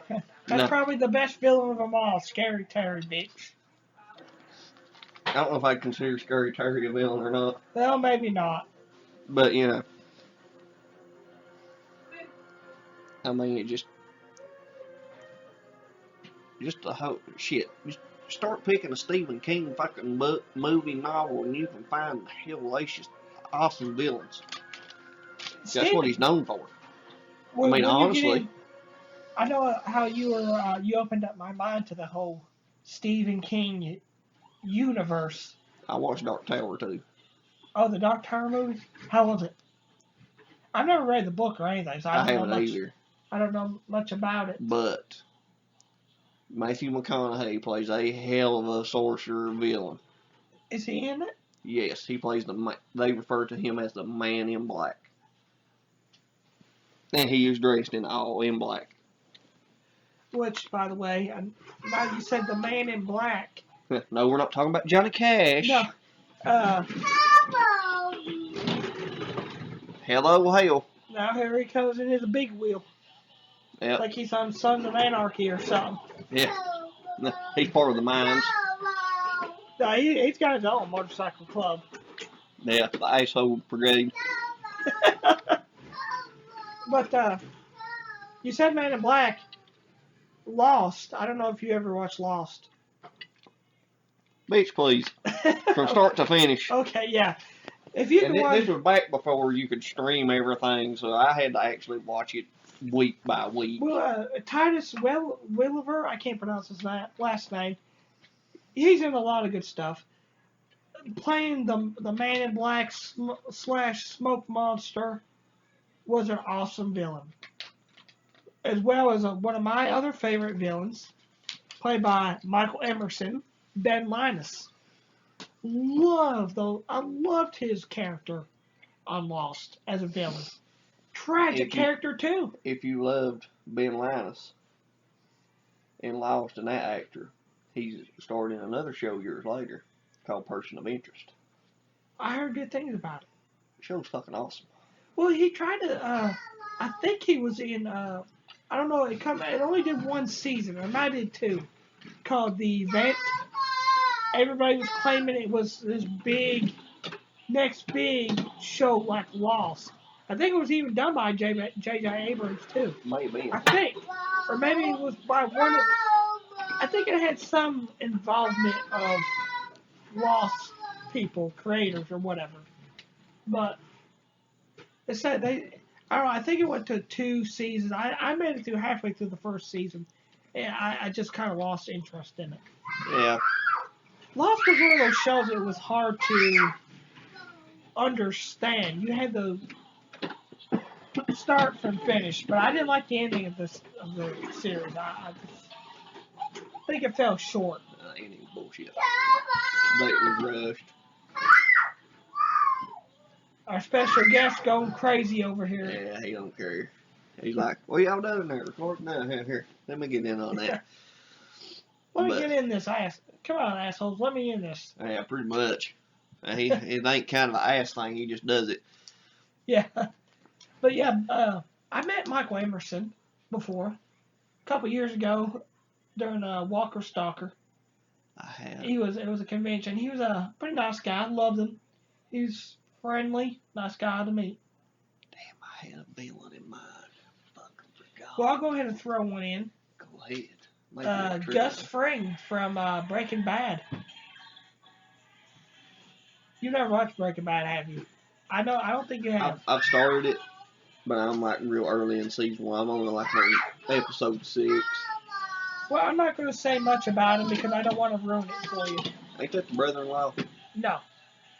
Gus Fring's the guy who owns the chicken stands, the chicken restaurants that actually... Is that the one he like gets melted in half and shit? I can't spoil it for you. I mean, if it's the same actor I'm thinking about, he plays Revolution. He plays a real fucking dick asshole villain in it too. I'm trying to think. He's the black guy in the suit. Yeah. Okay. He owns chickens. Yeah, the one that gets melted basically in half. Yeah, blown up. Yeah, he played in Revolution, and he played a real dick asshole villain in it too. Which, if you believe the theory that he's the actual first zombie, because like we've discussed, Walking Dead and Breaking Bad have been confirmed they're in the same universe. Yeah, and that the blue crystal meth that Walter White and Jesse Pinkman make and sell is responsible for the Walking Dead universe. Yeah, and you know. I remember too. I want to talk about. Okay. And it'd be hard for you to talk about it because you've never watched the series. Okay, well, I'm out of it then. The Smoking Man from X-Files. Yeah. You would think I have watched X-Files, but I really haven't. I've never watched it. But he plays this shadowy fucking figure, and just the whole time, I mean, he tries to play off that he's the good guy, but he comes across so unlikable. He's such the essential fucking villain. And they even think they kill this asshole, I think more than once. And come to find out that they didn't. Who's the actor that plays him? I don't know. I'm throwing in the Google machine right now. But they call him the Smoking Man because every time he appears on screen, he's smoking a damn cigarette. And you don't actually know his real name ever? Believe it or not, later in the series, he claims he's Mulder's father. Do they go into? Oh, they kind of get into it, and he confronts his mom and all this shit. The Smoking Man. He is played by William B. Davis. Does he just not look like the quintessential asshole villain? He does. Yeah, he really does. Looking on images, yeah, he's always got a cigarette right there. Well, I just had one that popped in my mind. You talk about mysterious villains. Hey, he was a mysterious villain all the way up until the last season of this show. But have you ever watched Prison Break? Yes. The general, I can't for some reason can't think of his name. It's been so long, but yeah. General, I think Krantz. I'm gonna type in right now. But yeah, he was a mysterious villain all the way up. Even in like the first 2 seasons, I got real pissed off. You never heard him talk. I got real pissed off. Because he never wanted to Prison Break at the end. Well, did you watch the new season? I don't know they're coming back. Yeah, they come out with a new season last year, or the year after, 2 years ago. They did a new season. Where, he died. Oh, the movie. Well, he dies at the end of the series. Yeah, that's what I watched the series. Yeah. It was like the last episode they stretched out in like a 2-hour finale or something where they tried to hurry, and they just botched it. They fucking botched it. Yeah, but they come out with a new season of the show 2 years ago, and they explain Michael comes back, why he's back, what happens. All the original guys are back in it. Well, one of my favorite characters wasn't back in it. I liked, God, I can't think of his name, the cop that they introduced in season 2, the FBI agent, Mahone. Yeah. Well, he's the only one that don't make an appearance. Well. But he was my favorite character. But, yeah, they made a whole new another season. What the hell, dude? It's out, yeah. I didn't think about that. You didn't know that? No. Yeah. I didn't know that. I know that they were saying, I want to say last thing I read about it, somebody brought it today, was rebooting it, or going to reboot it or something, but, I haven't kept up with it. Not many things in life. Yeah, it's, Michael comes back, and he goes into why he's back. Jonathan Krantz is the villain's name. Okay. And like the first 2 seasons, he never talks because he doesn't want his voice to be known. in case there's any. So they just call him General, and he just nods or something in the whole, like the first Yeah, I remember it. 2 or 3 seasons. I remember that. Snowball. Oh God. Yes. This is where Snowball was like, what the hell is this? Or what's he Snuffles at first? And then he's like, you will call me Snowball, because my fur is white and pretty. Yeah. Or something like that. But yeah, that General Krantz, he's a. Oh no, I dropped my pen. I gotta have my pen. Yeah, you don't want the little asshole beside you to find it either. I just found a Chuck E. Cheese cup this time. Yeah, that's it. Game. Villains. So I have to add in real quick. Oh, I've got one. Okay. Since you brought up video games. Alright. This is old school. The pigs. From Duke Nukem. That is, yeah, that is old school. And Duke is pissed because they're always taking his damn babes. What are you doing there, man? Using the leaf blower. You cleaning up? Using the Jason's leaf cleaning blower. up. But yeah, Duke is always pissed because the pig cops are there to steal his babes. Oh, here's another one of my favorite villains right now that we're watching. Scurry Curry, bitch. Why does it sound like Dave Curry? I don't know. Fuck, I just made a prank. Damn it. Yeah. You just pulled a Frank. Son of a bitch. I'm Scary Dave, bitch. I can see him doing that too. Yeah. Yeah, it will. Damn it. The good thing that now we can edit and everything. Yeah. But yeah, you're talking about video game characters. Another one of my favorite video.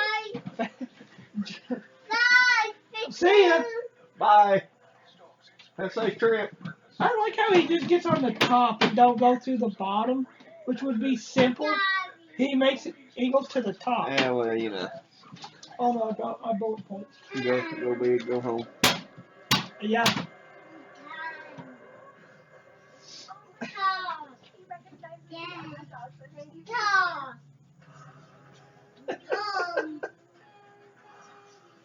Oh God, Scary Terry. I like how they're like, you can run, but you can't hide. Well, maybe we should just do what he says. Maybe we should just hide. Right. And it works. He knocks the little girl out, and they just go right to where they're supposed to.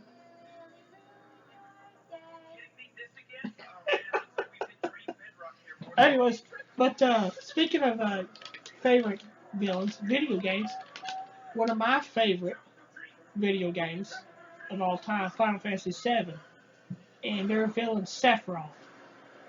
See, A complete badass. You're on your own on that. Yeah, because you never played Final Fantasy VII. I tried more than once. I could not get into it. But you're not really into RPGs, really. I like Fear Effect. Oh, I like Resident Evil. there you go, man. I like Fallout. There's something about Japanese JRPGs I have a hard time getting into. I always have. Well, for me, I guess, immersing yourself into an RPG it's like being involved, watching a TV show almost. Yeah. You're emotionally involved in these characters. I don't have a bit of problem getting into it. Like I say, between Fallout and Red Dead. It's just not your type of JRPGs though. Yeah. The Japanese version, I've always had a rough time getting into them. What's your opinion? Fuck you. Okay, bye. Bye. Fuck you. Like I said. He just jumps off the top of the bed and then hides in his hiding spot of difficultness, which I still don't understand why he just don't go to the bottom. I don't think he can fit. I wish I was that age where I just didn't get fucks anymore. Bye. See, he could easily go to the bottom where he ain't gonna hit his head or get himself in an awkward position. But another one that kind of just wants to watch the world burn. I mean, he's got a sense of purpose of why he's doing it.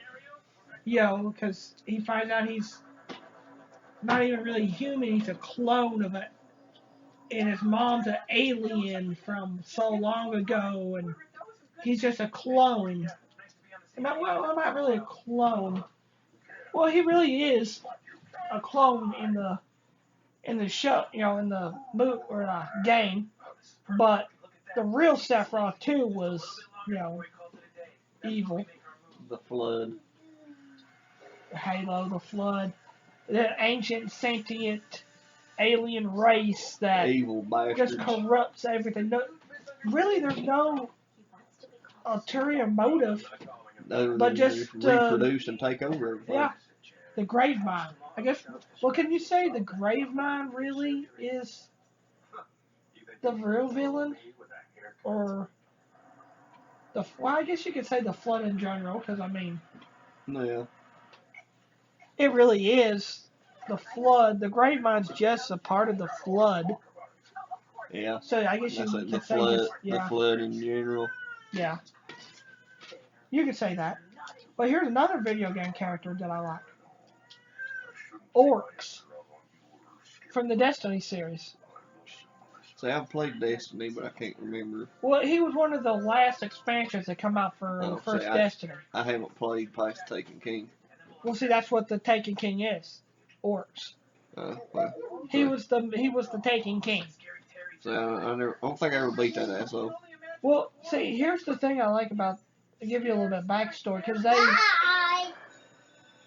Bye. Because they. Late for class, bitch. Oh no, I'm late for class, bitch. Because I have no pants on. This is my favorite part, how they're running from him, and then they get into his dream, and they start defending him.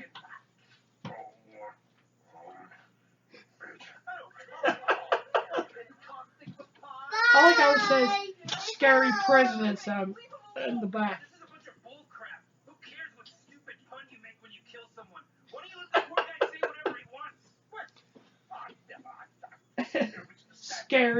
Scary presidents. Yep. Anyways, but what were we talking about? Orcs. Orcs, yeah. But anyways, the backstory with Orcs that Bungie kind of released was Orcs was actually a girl. Really? Yeah, and he had two sisters, and then when his planet got kind of taken over, he kind of went inside, from what I can remember, inside the planet, where him and his sisters encountered the worm gods of his planet, and they became gods, and he switched from, you know, a female to a male, and so that's why he's, you know, he's a god. I know it's interesting some of the backstory that they come up with. Oh, but yeah, that whole DLC was really good. The mythology of it all was crazy. Oh yeah. So here's two Marvel villains that I have to cover. Well, sort of. The Dark Phoenix. You know more about her now. I know it's Jean Grey. Yeah. Well, I think we've talked about her in the last couple of episodes, but Jean Grey is one of my favorite X-Men because she's so powerful anyways. And then when she becomes the Dark Phoenix, well, just the Phoenix in general is just she becomes that much more powerful. It's the creature of resurrection. Yeah, it's just an entity that's really don't have. I'm trying to how can I say an emotional compass in any way. She don't have a sense of attachment to anything. You know. Are you saying her moral compass is completely fucked? Yeah, she don't really have a moral compass because she's just a godlike entity. You know. So when she goes in, merges in with Jean Grey, there is no right and wrong. It just is. Yeah, because she's an all-powerful villain. Yeah. You know, it's an all-powerful entity that has, you know, well, I don't know, you've watched X-Men: The Last Stand. I know a lot of people hated it. Oh, if I have or not. It had Oh yeah. Well, towards the end where they piss her off and she just all of a sudden raises up and just everybody just turns into particles. That's really what the Dark Phoenix can do. Yeah. I mean, she is that powerful. And when you got a villain that powerful that can do something like that, it's could destroy the world or anything like that just in a mere second. You get up there in villain status with me. Pretty damn fast. Yeah. I can't believe we haven't mentioned Venom and Carnage or Doctor Doom. Doctor Doom was alright villain. Doctor Doom, I think, is going to be a really good. Like we talked about this on our. But to me, Carnage, well not Carnage, but Venom, you can't really consider him a villain. He's more of an anti-hero. Yeah. Carnage, on the other hand, yeah, he's serial killer. He's like Riot. He's just there to fuck shit up and be a complete and utter badass. Yeah, because at all costs. He's a serial killer. Yeah. You know, the symbiote takes hold of what's his damn name? Cassidy. I can't think of his. I'm drawing a complete blank right now. I know it's Cassidy. So, Cletus Cassidy. Yeah. He's a real serial killer, and like you said, it's the Venom symbiote. I forgot how the whole story goes. Gives birth to the Carnage symbiote. And it's an alien. It's not like the best I remember. It's not like it was in the Venom movie. They don't find these asshole symbiotes on some rock in outer space. Well, that too. I mean, you got to think it's one symbiote that comes to Earth, and Venom first. His perfect host is Peter Parker. That's why Venom looks the way he does. It's also why Carnage looks the way he does, because Carnage is an offsplit of Venom. Yeah. Somehow, I forget how the story breaks down, but I don't think that Venom movie was bad. No. At all. It's just they only had a limited amount of look. Marvel, they couldn't put Venom in the MCU, so they couldn't really do his origins to the point. So they did a good job of trying to do it, the way they could. That's Sony being a dick, because Sony made that movie. Yeah. Which just goes to show you, if they seem to think that they're going to do an MCU or do a Spider-Man like that, just by going on the mediocre success of Venom, then I don't know what we're going to do with this. Yeah. I wish it all go back to Marvel. Yeah. I mean, the only movie Sony has done worth a damn with has been Deadpool. Yeah. Well, they've done some good. I mean, I like the First Class, X-Men First Class and First Class. Days of Future Past. I've never seen that one. I haven't seen the Dark Phoenix one yet. I heard you already watched it by now. No, I was wanting to, but just like Spider-Man Far From Home, when I finally found time to go to the movies and watch it, they just took it out of Far From Home out of theaters that day when I went watching. They did the same thing with Dark Phoenix too. So, yeah. But back to Doctor Doom. We haven't got a proper Doctor Doom either. But No. I never was a huge fan of the Fantastic Four in general, even the comics, even the old cartoons. I think Doctor Doom is going to be. Doctor Doom's an interesting villain.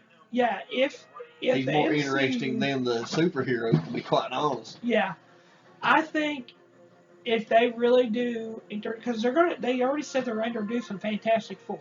It's happening, people. This ain't a rumor. Yeah, we talked about it on our Comic-Con episode.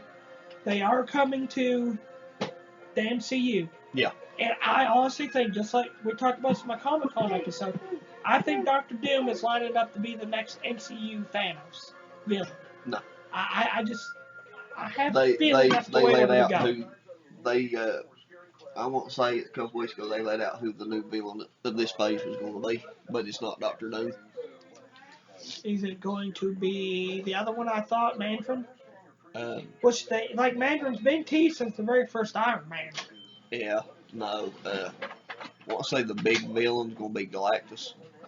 I don't have a problem with Galactus being the villain.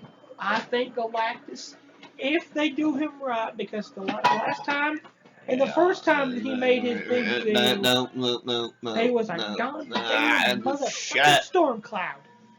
Shut. God, that made me so mad. I ain't gonna fucking hear it. Let's forget that fucking even exists, shall we? How can you? How can you? Same way I forgot about Wicker Man, damn it. That's how. PTSD with that. Right. You know.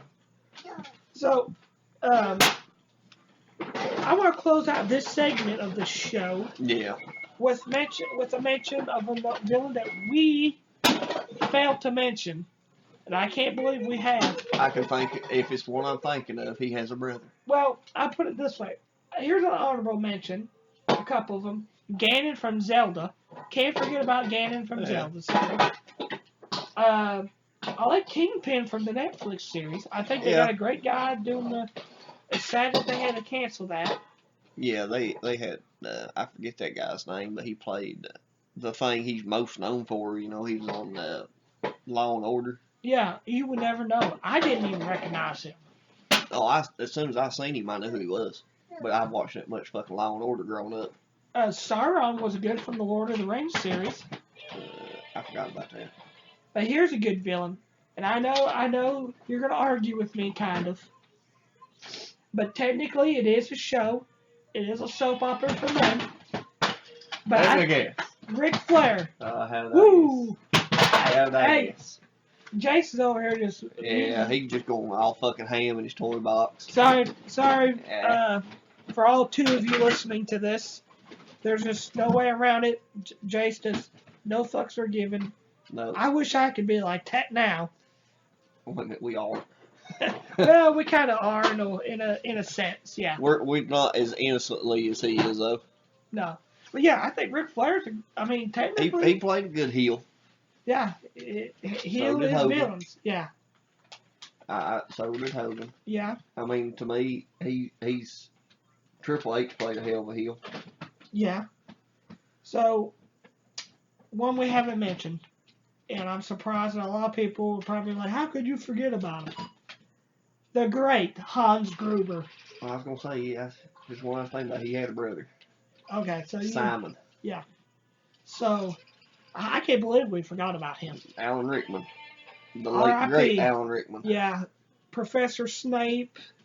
Another. Well, he's not really a villain. He turned out to be, a good guy. Yeah. In the end. I mean, but you think he's a villain? Yeah. So. I can't believe we forgot him. There's a lot of other ones that. Boyd Crowder from Justified. I know you haven't watched Justified. I've watched bits and pieces of it. Walton Goggins, who's a great, great actor. Kraven the Hunter. Mysterio from Spider-Man. Yeah. I haven't seen Far From Home yet, but the comic Mysterio was really good. I haven't seen the new one either. I heard that they're doing a Kraven. They might be doing Kraven the Hunter in the upcoming in one of the new movies or something, which I hope they do because Kraven the Hunter is awesome.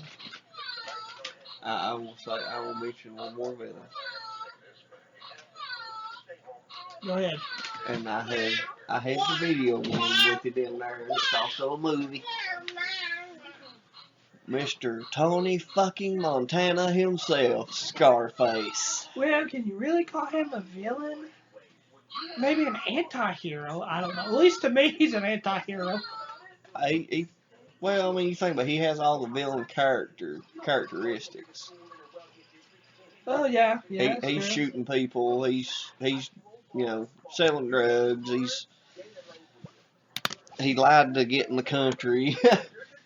Yeah, I guess we can say he kills a guy so he can have his wife. I mean, yeah. He's by far not the most ruthless villain in the movie. No, but a villain nonetheless. Yeah. I guess you could say he's I guess to some people he'd be an anti-hero. Some people he'd be a villain. Yeah, I could see that. But an anti-hero ends up doing good, and he don't do a damn bit of good for nobody in the movie. Maybe not. I don't know. He does get killed in the end. Yeah, that's just because he failed to kill somebody. Well, that, and he killed his best friend, and Yeah. For so marrying his sister. yeah, So, jealousy and greed. Yeah. I guess I don't know. Anti-hero, I guess, would be a little too much. Yeah. So I guess, yeah, you could put him in the villain status. To me, he's most definitely a villain. I don't care how you slice it. Yeah. So I guess that'd be it for the villains part, because Yep. And then I could go on and on and on about villains. Oh yeah, up next will be sidekick / comic relief, of course. Oh yeah. So before we get on to our next topic, I got something I gotta say. 'Cause I'm pretty pissed off about it. It didn't really happen to me, but I hate it. So I'm on my way to pick up JP. We're on our way to work. I know. First hour was quiet. This half is whatever. We're not professionals. There's a clapping noise. But so I'm on my way to pick you up, and as I'm stopped at, I'm stopped. It's a 2-lane road, I'm on. So I'm stopped, and I'm waiting for the road side that cleared up so the guy could turn. Well, on the other lane there was a church bus, and they're getting ready to turn in, on this side here. I know you can't see what I'm hitting, but anyways. He's pointing to the right. Yeah. So, well, nobody's letting them turn, and he's getting mad because nobody's letting him turn in there. He thinks just because he's got a fucking church bus, that entitles him to, get special privileges like a fucking funeral. I'm sorry. Religious or not, you can be offended, but just because you drive a church bus does not give you special rights to not obey traffic laws. If you're a funeral and you're an ambulance, fire truck, something like that, yes. But just because you drive a church bus doesn't mean people gotta fucking stop right in the middle of the road to let you turn. I'm sorry. Be offended all you want, but yeah, I'm sorry, but it's not gonna happen. You're not above it. That's why we got separation of church and state. Because of that fact. I don't necessarily think that's the reason why, but... Well, I'm just saying, there's a reason we got separation, but yeah, you're right, that probably don't go with what I'm saying. I'm saying you're not above the fucking law. Funerals, ambulance, fire trucks, like I said, like that, yeah, stop. You let them go by. Funerals, first responders, special case. Yeah. Just getting to, Bible school or Bible study or like emergency flashers, I will, okay. I can see. Yeah, but that's not, no, I don't think so. You're not above the law. No, absolutely not. Like I said, it didn't happen to me, but, that it's... You was witness to it, is what you're saying. And I'm just going to say, I can't read his mind, so maybe that's not what he's throwing his hands up for, but sure as hell looks like it. Yeah. Yeah, you're getting frustrated and mad. Because I was behind the car, he's waiting to turn left. Then above that, there's the church bus on, the right lane wanting to turn left, or in the left lane wanting to turn right. So, but still, I don't know, rant over, you're not above the law, people. If you drive a church bus, you're not above the law. I'm sorry. Well, back to the topic at hand after your short little rant there. It just pisses me off. I mean... Well, there are several things that piss you off, Jeff. Yeah, everything. I'm old and cranky. I'm 34, I'm old. I'm cranky. I get pissed off about people. I think it's called sexual frustration. It could be that too. I don't know. It's probably that too. Yeah. It's probably 50-50. 50-50. Yeah, well, it might be 90-10. I don't know. Well, maybe it's just 10 being the old age. Maybe it's just the fact we're going to work. Oh, yeah, that too. But anyways, by the way, if y'all have noticed, we got new equipment. Yes, so we'll sound different. The first half, you didn't have no road noise or anything because we were at your house. Yeah, we recorded. As much as we would like to record at one time, You know, you got a family, wife, 2 kids. Yep. You know, we work 12 hours a day, 7 p.m., 7 a.m. So, you know, doing this, going back and forth to work is probably the best situation we got. But we're getting better at editing. We got new equipment. So maybe we can lower the road noise or whatever. Yeah, we'll figure something out. But, we're up to 90 plays on CastBox right now. Shit. Over 6 episodes in one bonus 45-minute episode. We're on, 90 plays. That's awesome. But only 3 subscribers. So people are just listening to it, which we got more on YouTube too. Yeah.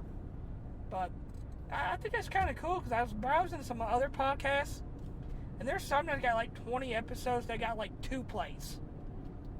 That's pretty good, man. Someone's got none. So I don't know, maybe people are just clicking on and be like, this sucks, and turning it off, or what. But I know, right? It makes you wonder what the hell's going on there. But at the same time, it ain't like we're doing this for a damn popularity contest. We're doing this because we enjoy it. So, but anyways, back to our topic at hand. What was comedic relief and sidekicks is what you wanted to talk about, ain't it? Well, you said sidekicks, but I guess you can kind of put comedic relief. Well, they're kind of one and the same. Yeah, especially in movies. Movies. Well, even in television shows. Yeah. So, you want to kick us off? Well,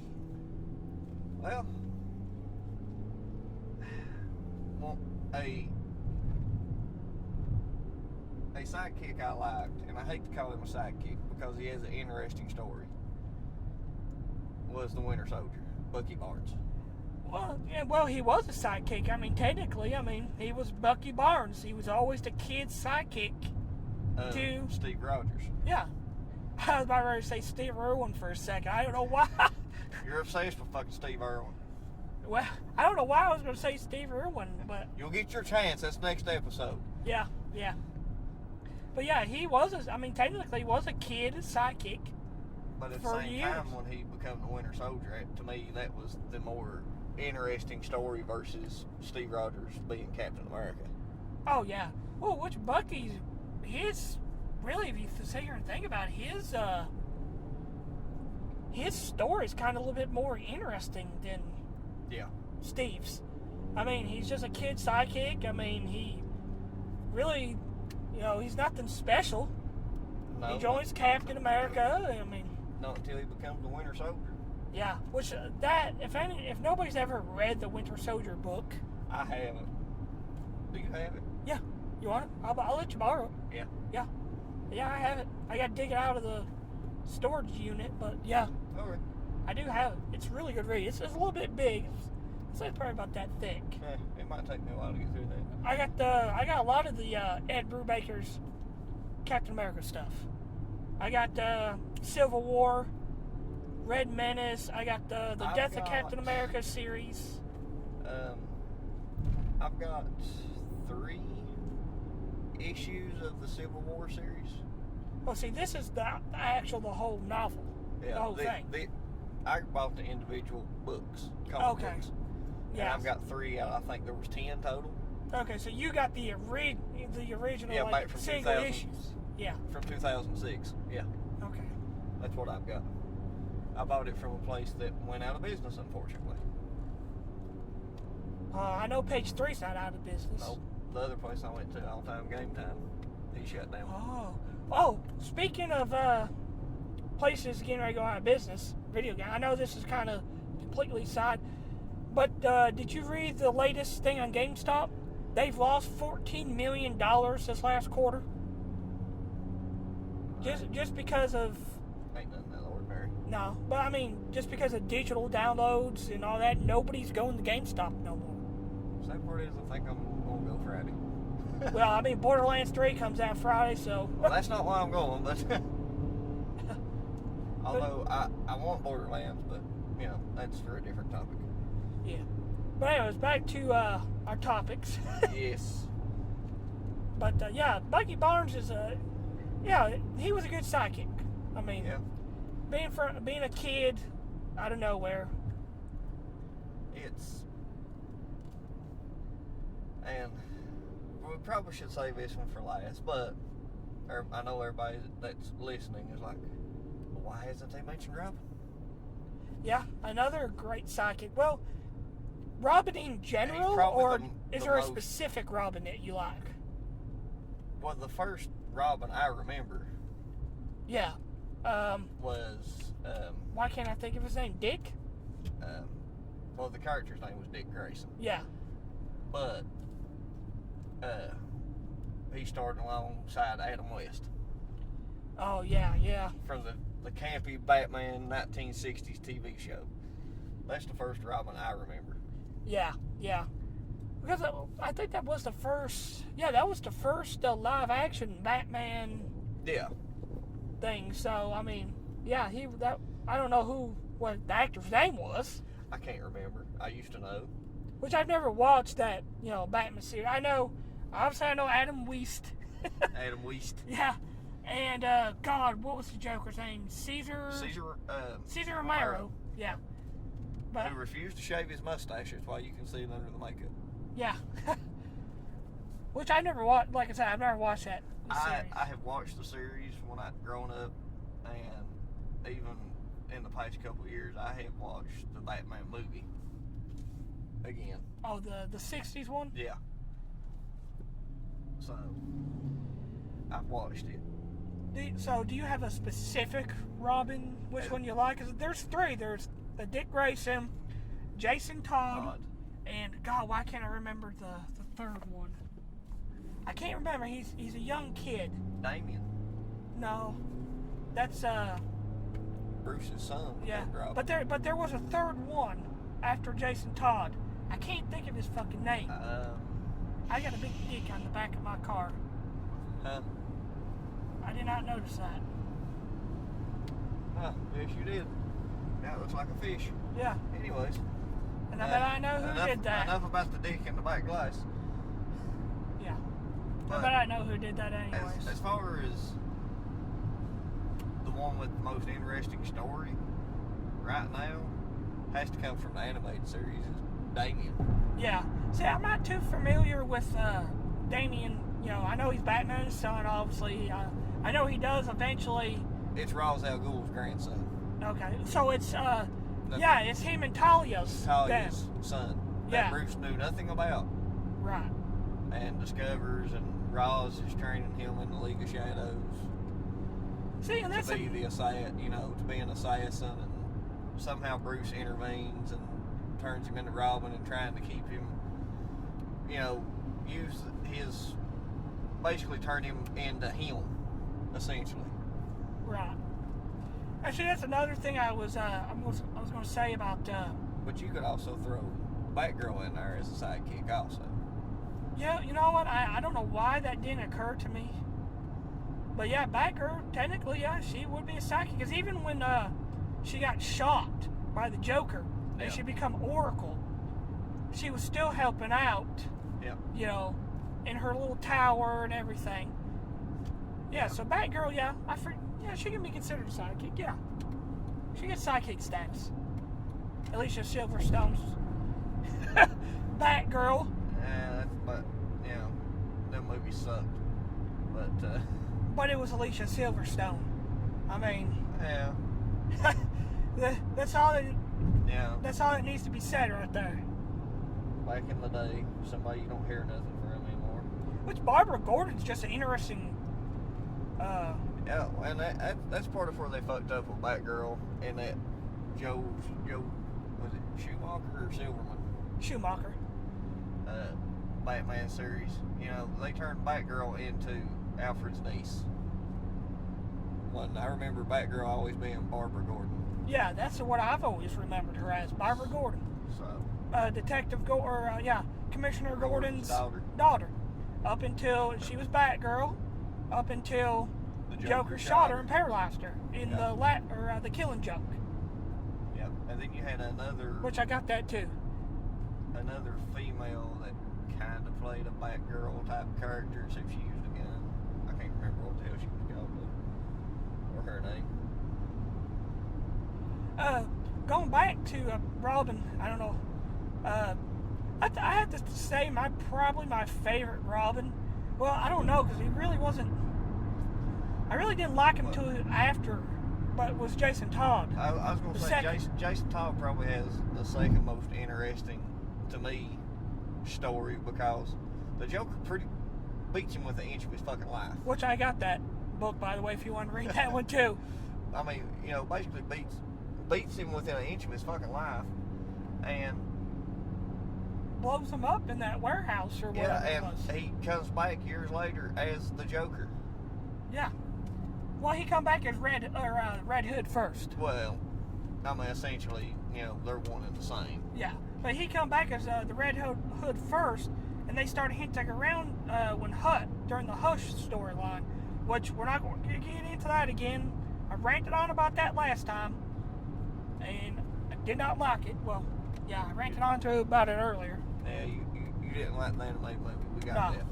But yeah, he comes back as essentially he comes back because of the Lazarus pits of Ra's al Ghul, and he's kind of like, from what I remember, he's not right in his mind, and he holds a grudge against Bruce for letting him die, essentially, from what I can remember, and he's kind of like a villain for a while, anti-hero, because the first Robin, Dick Grayson, eventually grew out of it and become Nightwing. So I think Jason Todd's probably the most interesting. For some reason, I can't remember the third fucker his name. I'm drawing a blank. I know he's a little kid. He's a kid. I don't even think he's in high school yet. But I can't think of his name. I would throw it in the Google machine, but we're driving, so can't do that. But anyways. I'm torn on one of the next two I want to talk about. Hell with it. Morty. Yeah, Morty's definitely a sidekick. Well, and you're welcome, by the way. That begs the question: is Morty actually the sidekick, or is Rick? Yeah, that's true. Or could it be Mr. Poopy Butthole? That's just a special drop-in guy. Or Noob. Or, I mean, Summer could be the sidekick. Well, really, yeah, because Summer started out as you didn't really see her much. Yeah. In the very beginning of Rick and Morty, but then when Beth and Jerry's going through divorce. Yeah. Divorced. In the last season, in the third season, she starts going on more and more adventures with him. Yeah. So yeah, I guess you can kind of consider her a sidekick too. Yeah. I mean, you can. Morty at times can be a sidekick, just the same as Rick could be a sidekick at times.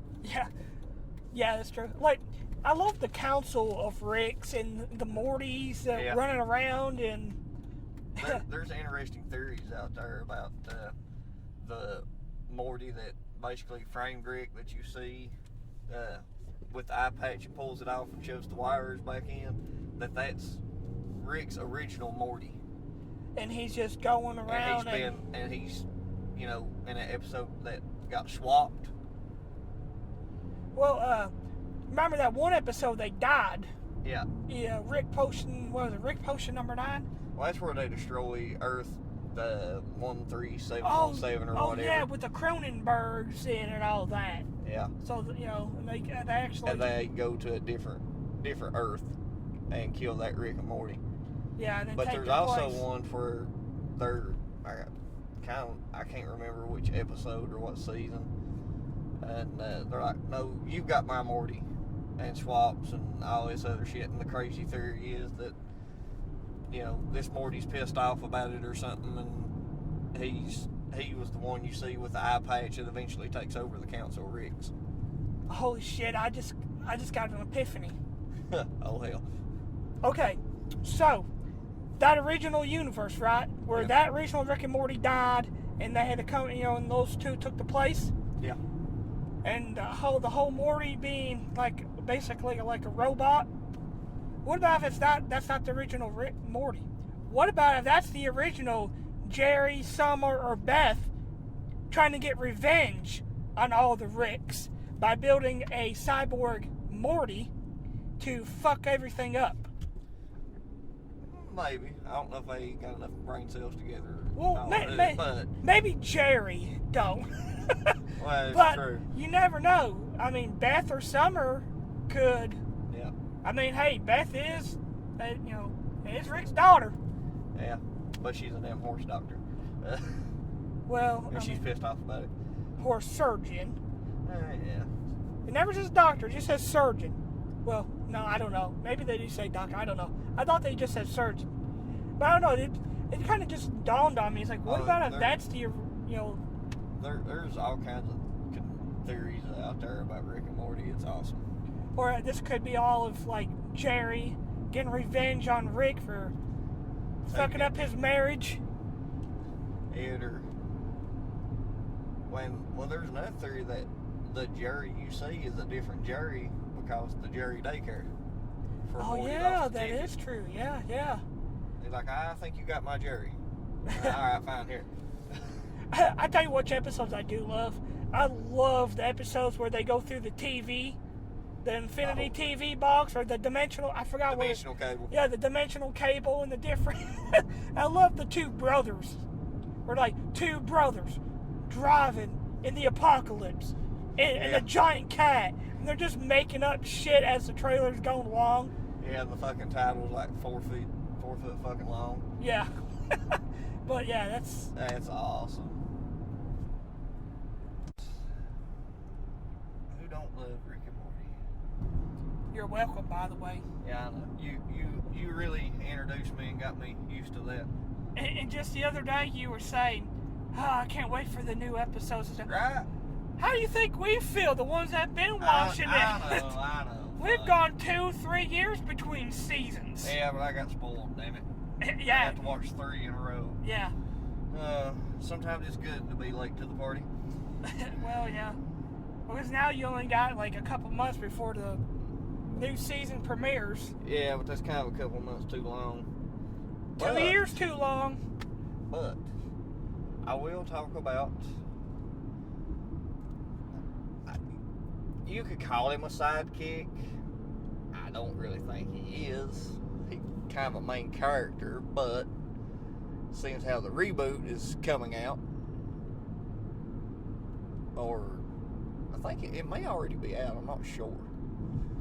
But Silent Bob. Yeah. Our favorite weed smoker from Jersey. Yeah, the movie's not out yet. I don't remember when they said it was coming out. It should be soon because, man, they finished up filming and everything like fucking February. Yeah. Silent Bob's an awesome sidekick. What, is he technically a sidekick? Well, I mean, I don't know. I mean, you kind of...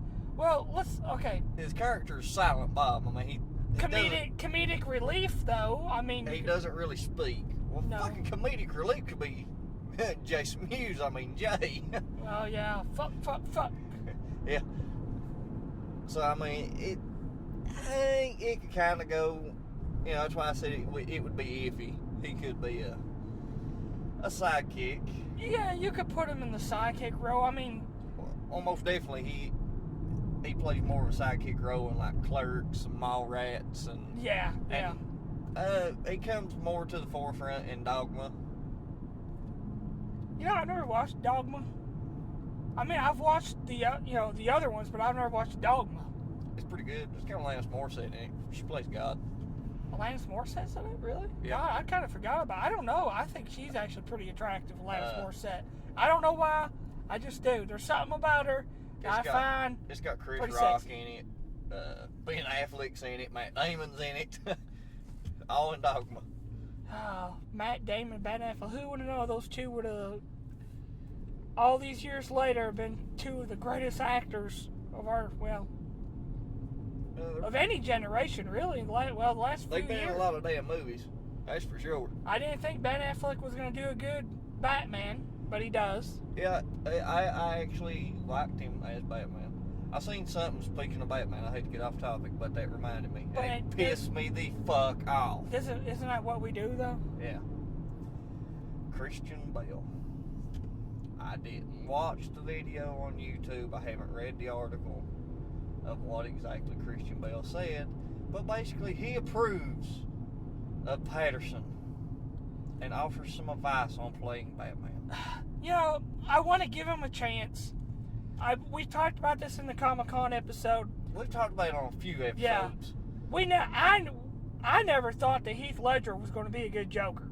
And he turned out to be a fucking amazing Joker to the point where he just took that role and just made it epic.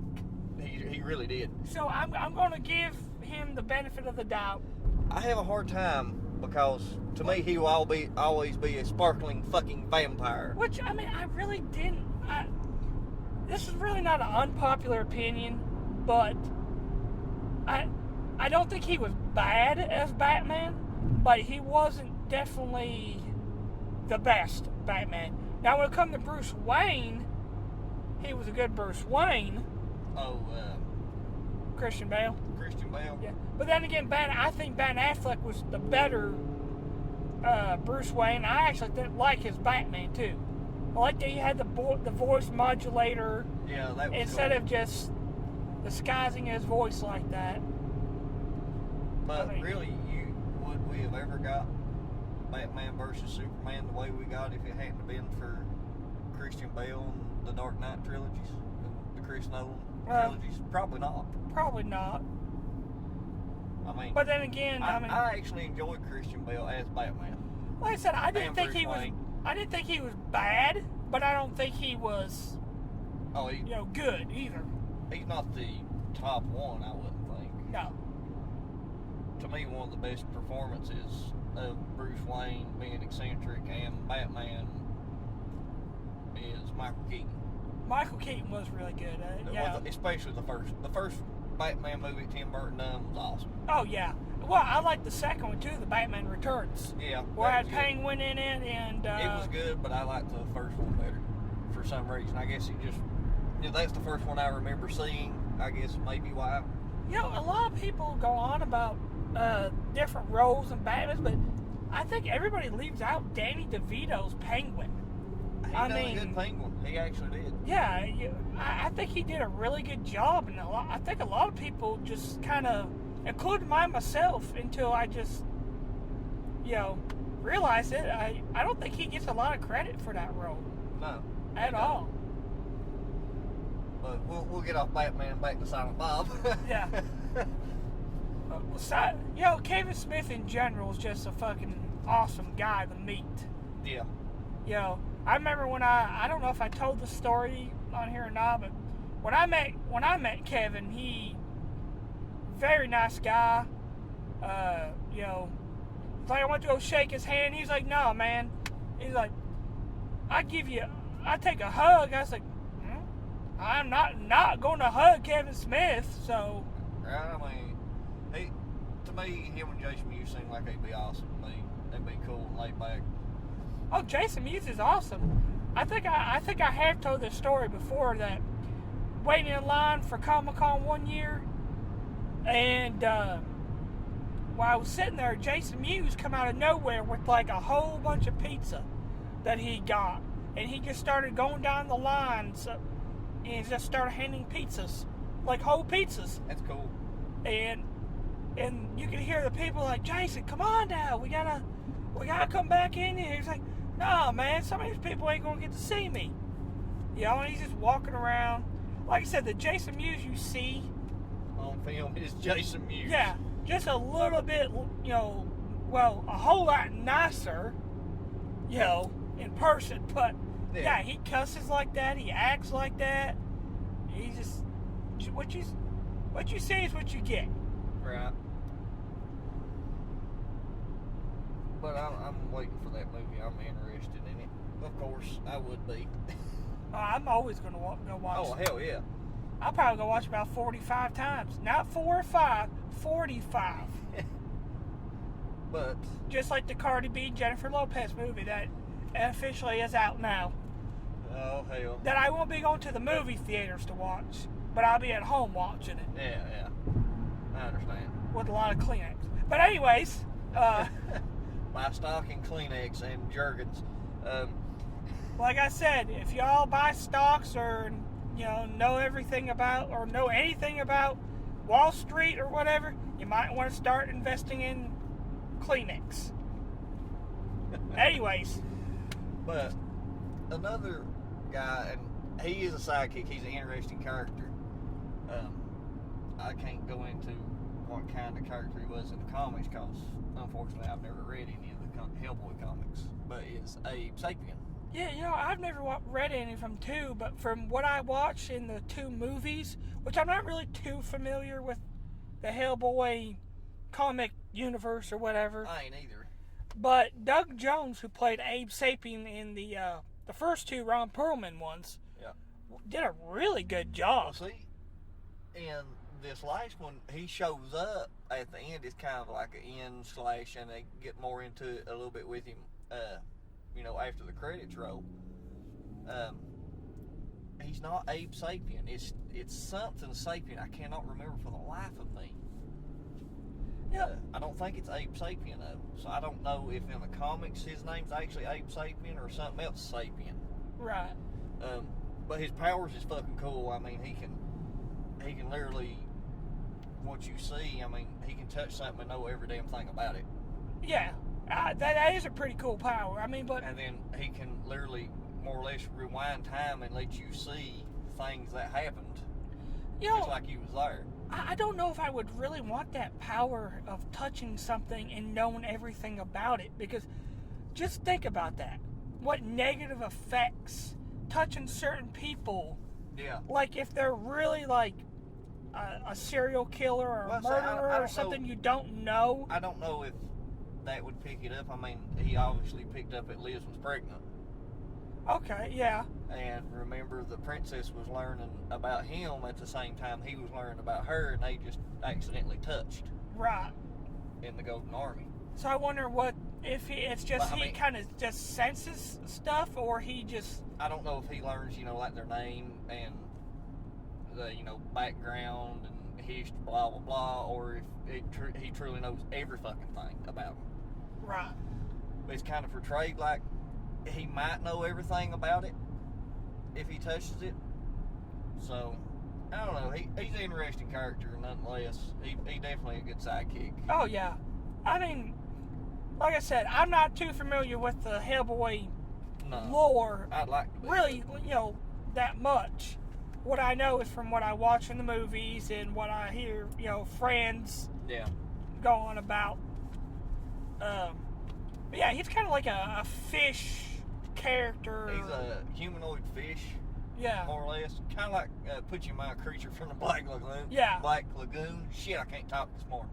Fuck. Chirp, chirp, fuck you. Hey, anyways. It's 7:30 in the morning, Yeah, like I said, chirp, chirp, fuck you. Anyways. It's a good day for fishing, ain't it? Yeah. I'm sorry.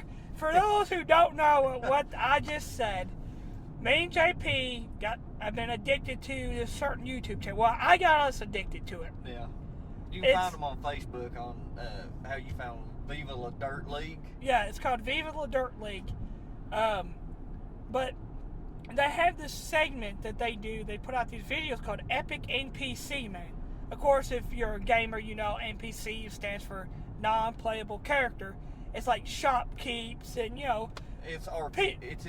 You only find these characters in RPGs. Yeah. Mainly. Because that's what they're making fun of. They're making fun of, shit from, like, Skyrim. Yeah, they're making basically shit Bethesda made and got a fuck ton of bugs. You don't know whether they're features or bugs. And they dress like actual, clothes and everything, but... Basically like they're going to a fucking Renaissance fair. Yeah. Well, one of these videos, I'll just give a quick rundown. A couple. One of them was like when a NPC lags, and there's fisherman character they call Balin, and he's just walking up and down this road, and he's just like, "Morning, nice time for fishing, ain't it?" And it's like he just does it over and over and over. Yeah, because there's this little log that's blocking him in his way, and he's just kind of walking through there, and he's just like, "Morning, nice day for fishing, ain't it?" And he's just repeating himself, and Epic NPC man is like, "What's going on, Balin? What's going on?" And he's just going, "Morning, nice day for fishing, ain't it? He's like, Balin, you could just walk around the log, man. Just walk around. And he's just repeating it. Yeah, it's fucking hilarious. You gotta check him out. And he just picks up the log and moves it, and he just starts walking again.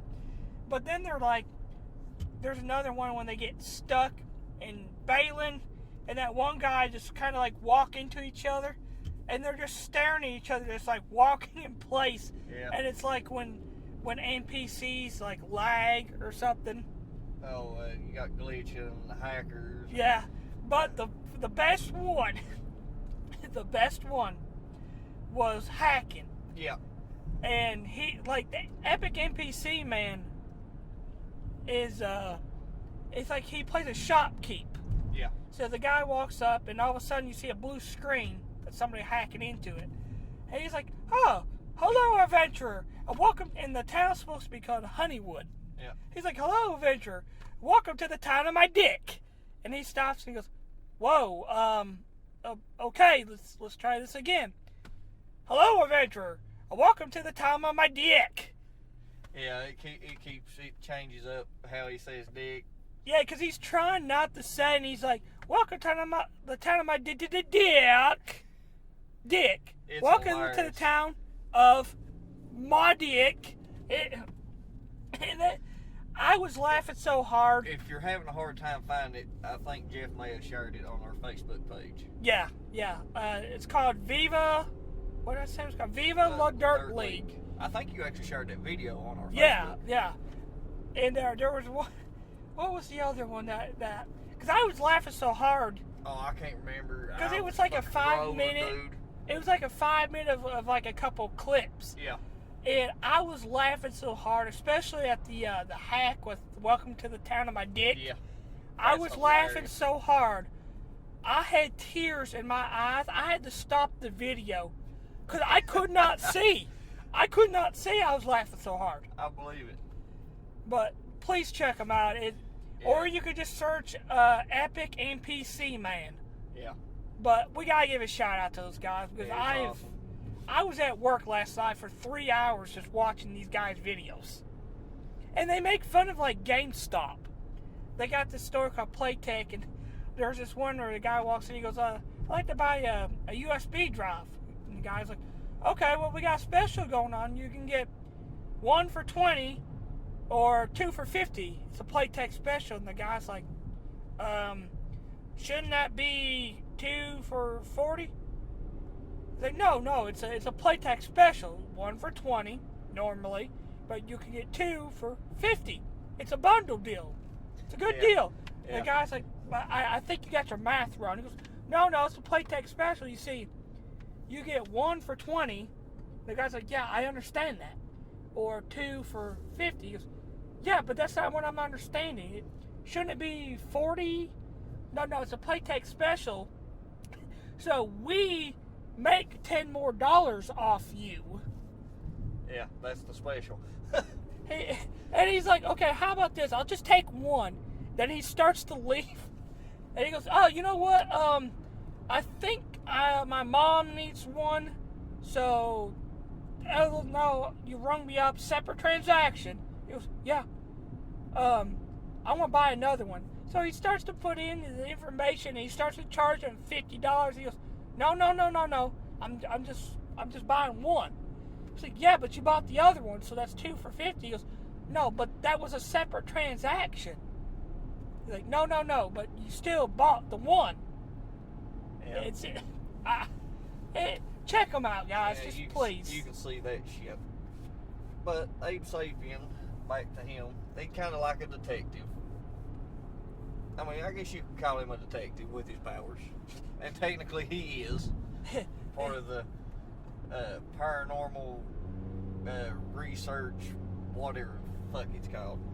Well, you mentioned detectives, so Yes, here's another good sidekick, Watson from Sherlock Holmes. How'd you know where the fuck I was going? I don't know. You said detective, and I just kind of went that I was way. trying to transition that way. Well, have you ever watched the Robert Downey Jr. Yes, Sherlock I have. Holmes? Man, I've watched it. I did not think when I first watched that, the first one, I did not think it was going to be that good. But goddamn. Yeah, they're awesome movies. Especially that second one when Professor Moriarty is in the second one. They're going back and forth. Did you watch the BBC television show? No, is that the one with Benedict Cumberbatch? No, I've never watched it yet. Yep. Is it on Netflix right now? I could watch it on our streaming service. It used to be. Yeah. I watched all of them. It's like 4 or 5 seasons. And I was pissed off because there wasn't no more to watch it, or hasn't been. What do they do? Do they just cancel it, or they just kind of... I think they canceled it. Well, I mean, look what happened. I mean, look where Benedict is now. Yeah. He's Doctor Strange, so... Yeah. Well, they canceled it well before he was ever announced. Oh, they did? I'm pretty sure. But, I mean... I like checking that out on our streaming service. It's awesome. I mean, just like what you talked about in the movie, seeing, Sherlock Holmes and Watson go back and forth, the way they do. They do that in the series, too. Except the series, instead of being set, back in the day, it's set during modern times. Okay, because I was isn't there another Sherlock Holmes style show that's like set in modern times or something like that? Well, it might be that I'm thinking. I'm thinking of. I think what you're thinking of is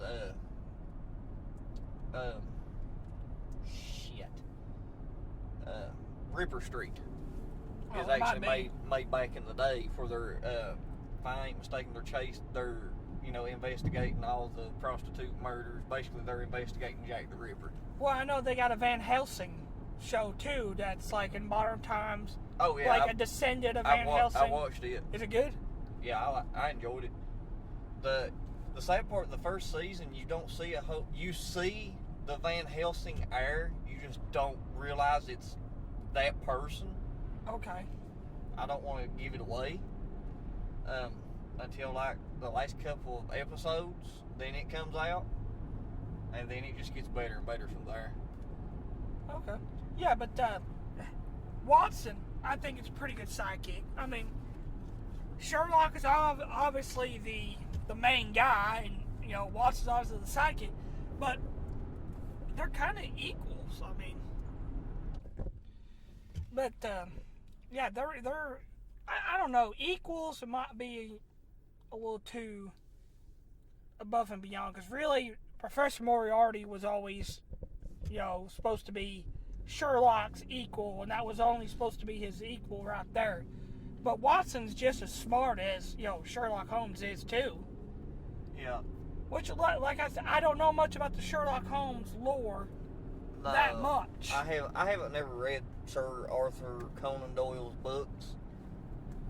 What I do, from what movies and stuff I have watched about it, I've always enjoyed it. Oh, I have too. How much it holds close to the source material, I have no idea. Exactly, yeah. The thing with Sherlock. Who played Watson in those? Was Jude Law? Was that who it was? Yeah. Okay. In the movies. I thought that's who it was. Okay, sorry, I didn't mean to. Yeah, that's fine. My train's fucking derailing any damn way. They're both smart and equal. The only difference is Sherlock is more eccentric, and how he arrives to certain things and notices things that Watson doesn't is what makes Sherlock look like the standout. Yeah, exactly. Because Watson is very fucking smart. I like how you said that. He's more eccentric than what Watson is. That's actually a really good way to describe it. Yeah. And he looks at things a different way, and he'll notice minute details that Watson might not pick up or notice right away. Like you said, the details. Look at the first movie when he's like fighting that guy, and he's like, okay, now if I duck here and hit him at this point, it's like he's playing chess, except he's doing it with real life everyday things. Is the easiest way to explain it. Everybody else, we're playing checkers, and he's playing chess. Chess, not just any chess, but like one of those fucking 3-level chess boards. Him and Professor Moriarty. Yeah. It's fucking crazy. Who played the Professor Moriarty in the movie? You know, I don't fucking remember because it's been a while since I watched it. It's like I know his face from somewhere, but I don't know where. You know, I don't honestly do not The know. dude played an awesome Professor Moriarty, though. I mean, going back and forth with Sherlock, it was just awesome. It's epic. So Now I want to go home and watch that fucking movie. I kind of want to too. Thanks, Dick. But I know if I put it on, I'm not gonna wanna. Yeah, I'm not gonna want to fucking go sleep. Yeah. Well, another little mouse of a sidekick. Mouse Pinky. Pinky. Is it the Pinky I'm thinking of? It's tonight the night we take over the world. Yes, brain. Pinky and the brain. Yes. God, I forgot all about that show. Pinky and the brain. Wow. Because Pinky is most definitely, he's the comic relief. He Oh, is yeah, the no fucking doubt about sidekick. He's the definition of fucking sidekick. And the definition of comedic relief. Abso-fucking-lutely. He is, I mean, it's a character you can't help but love. Because he's so damn dumb. Well, both of them really are characters. Yeah. But I mean, well, Brain's more the cynical smart ass. Yeah, that's true. And Pinky's the lovable buffoon. Yeah. Who just follows Brain's every little whim, you know, because more or less he don't fucking know no better. And he completely gets wrong everything that Brain. Yeah, everything Brain says. wants to do, you know, Yeah. Pinky fucks it up because he's misheard it. You know what? I take it back. I'm not going home and watching Sherlock Holmes this morning. Go home and watch Pinky. I'm going home watching Pinky and the Brain. But I have there's one more I want to talk about. Okay. And he's a big furry motherfucker. He's a big ball of fucking fur. A big ball of fucking fur. And I'm not talking about Cousin Ed either.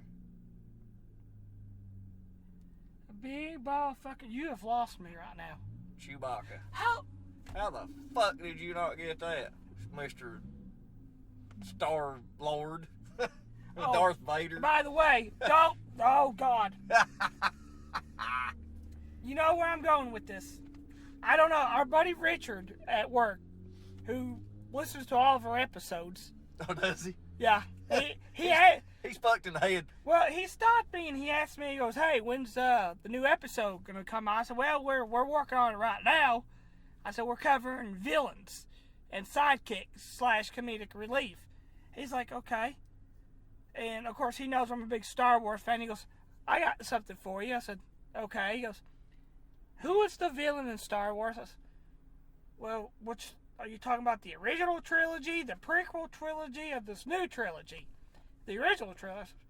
Well, be the motherfucking Sith Lord himself, Darth Vader. He goes, no. He's a sidekick.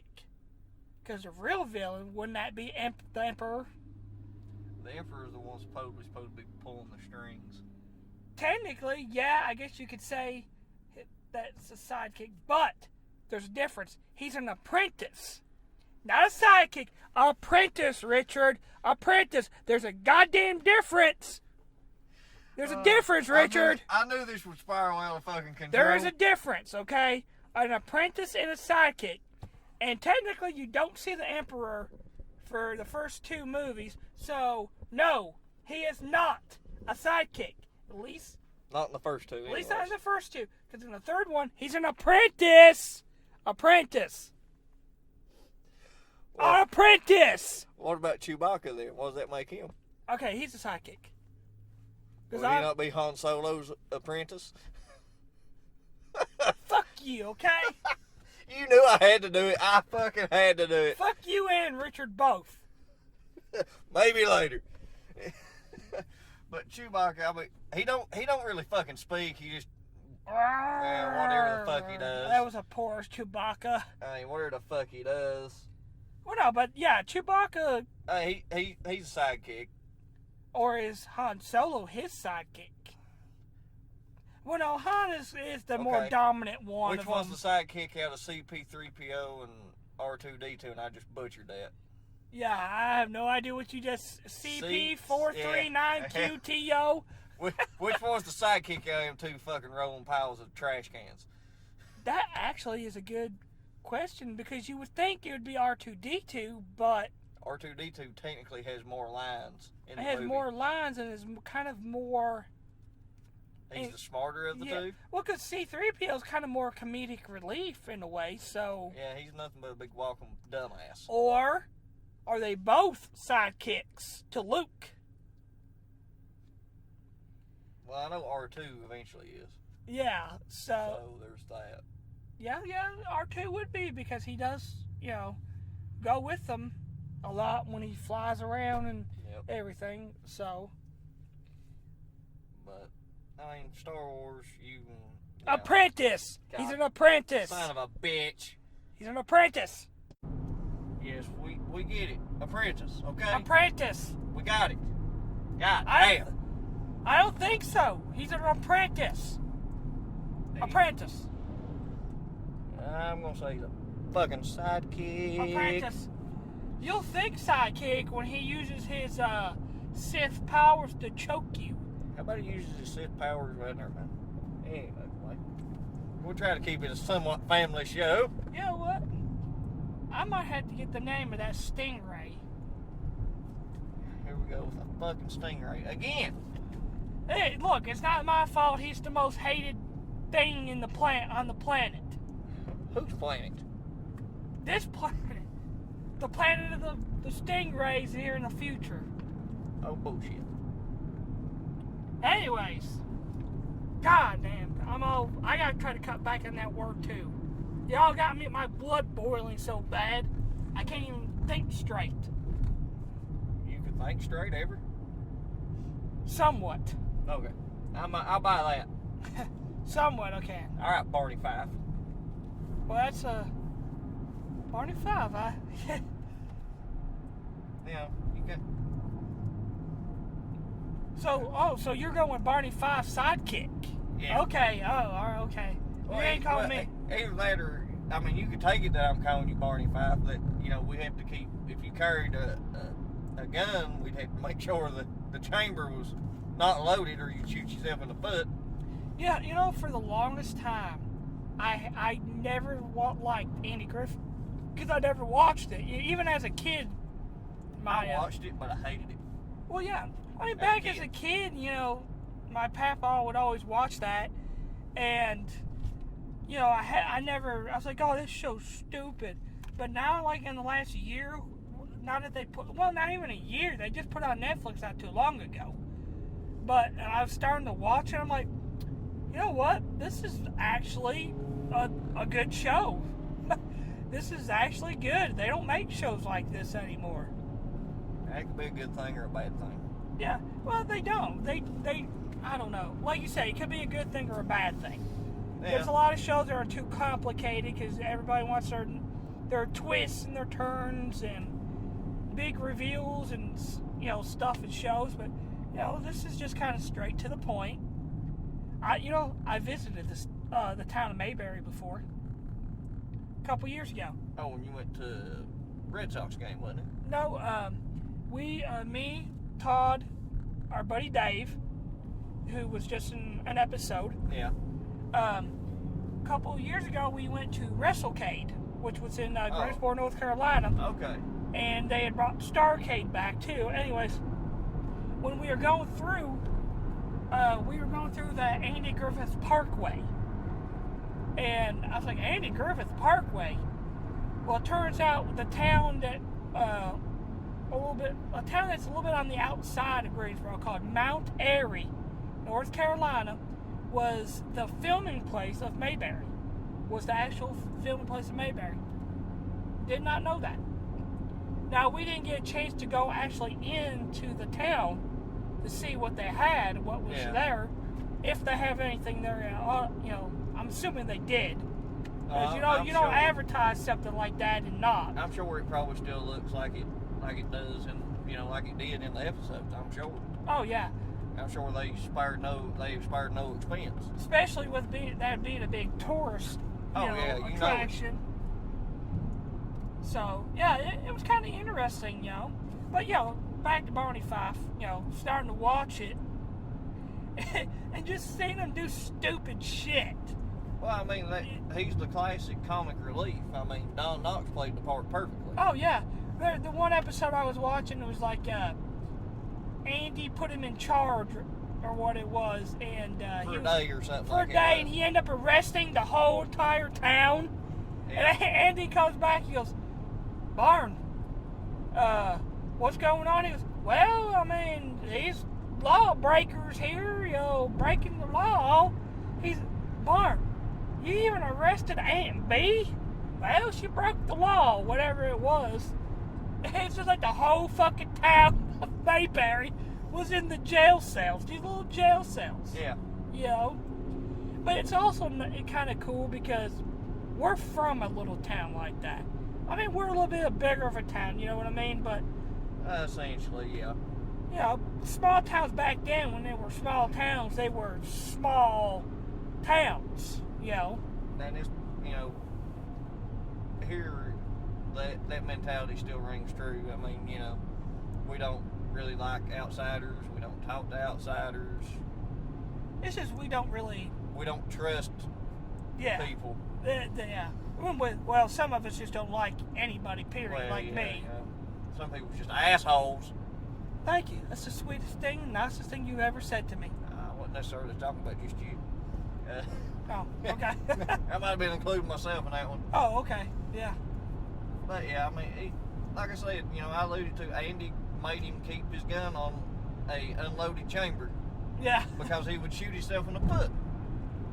Yeah. I mean, it's the classic comedy trope, and Don Knotts played the role well. Oh, yeah. Yeah.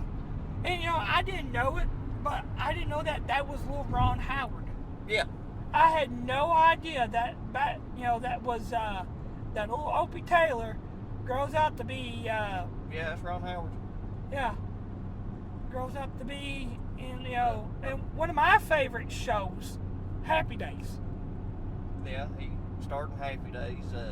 He made Da Vinci Code, you know, directed the Tom Hanks Da Vinci Yeah, Code movie. he's a big director now. Yeah. One of my favorite car movies, American Graffiti. He played the main character in it. I never watched it.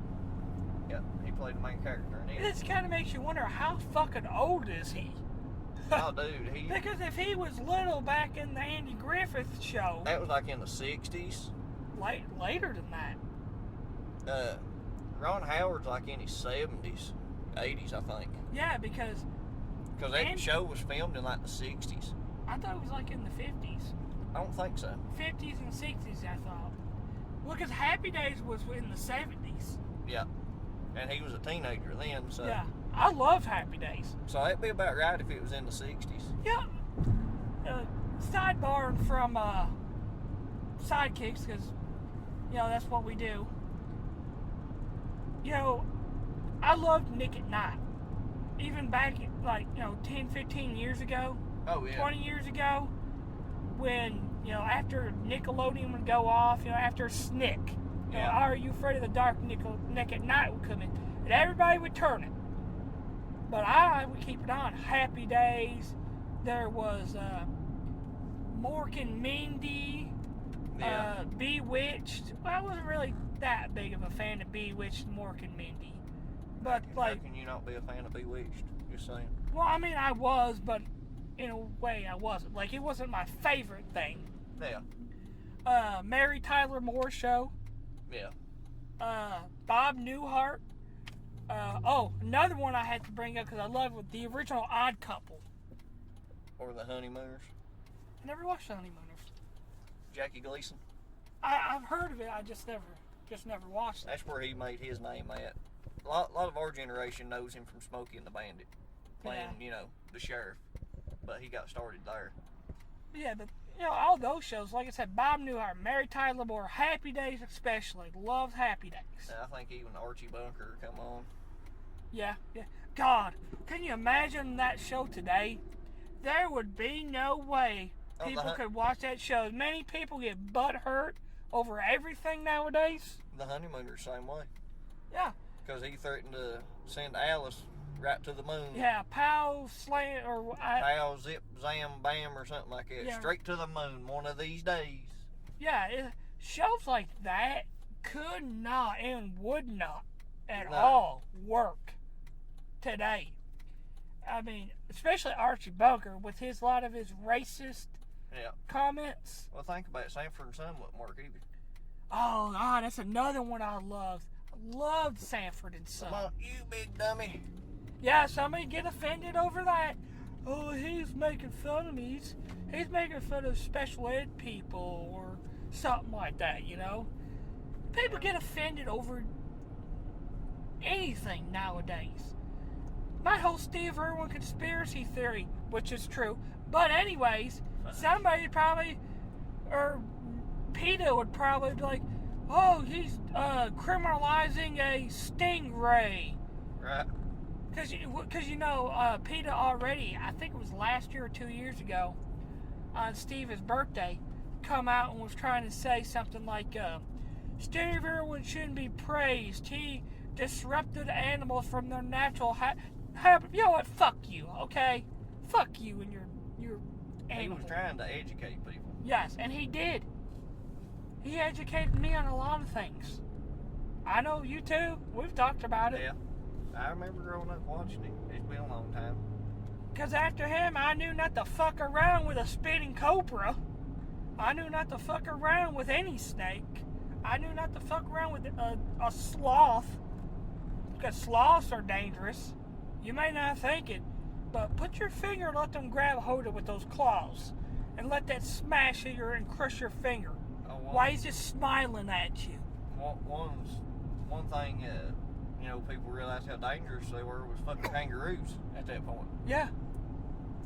And just a regular kangaroo's dangerous. You get a hold of one of them damn boxing kangaroos, holy Yeah. shit. It'll whip your fucking ass. He disrupts animals. This is a guy who, in one of the episodes, he stopped what he was doing in the middle of the road, got out, and picked up a fucking snake that was in the middle, a dangerous snake now, that was in the middle of the road, a spitting cobra, I believe what it was. He even got the venom, you know, it spit in his eye. Yeah. And he still got that snake out of the road. He could have been blinded right there. He's trying to conserve, you know. But he didn't care. Wildlife. Yeah, That's he what did he not does. care. And they wanted to come out and be like, oh, he was disrupting. You know what? Fuck you, PETA. All right? I know I probably get a lot of hatred over that. Somebody's going to get offended over that. But you know what? I'm all up with, you know, with some of PETA stuff, you know, let's not kill animals for no reason. Let's stop poaching. This and that. I agree with all that. Yeah, but you know what? But at the same time, don't tell me I can't eat a fucking hamburger or steak. Fuck you. Yeah. Or take somebody like Steve Irwin and make him out to be a bad guy. Yeah, which he wasn't. No. But off of Steve Irwin, this one you probably know about. I know. Samwise. Oh yeah, Samwise Gamgee from Lord of the Rings. You've never watched Lord of the Rings, have you? Or I have. It's just been so damn long. it's been so long since I've watched it too. But yeah, Sam The one I remember is Gollum. Yeah, Gollum. Or our supervisor at work. Nah, well, you know, we won't go there. Yeah, We won't go there. But yeah, Sam is kind of, I don't know, he's borderline sidekick because in my personal opinion, he's not the comic relief in the sense of being a normal sidekick. He's trying to keep his friend, the main character, on the straight and narrow path. Yeah, essentially trying to keep him from being corrupted. Yeah, because he's got the one ring. He's making the dangerous trip. He's trying to do whatever it takes to protect his friend and make sure that he doesn't turn out like the hideous creature leading them there. Yeah, he's obsessed with said ring. Yeah.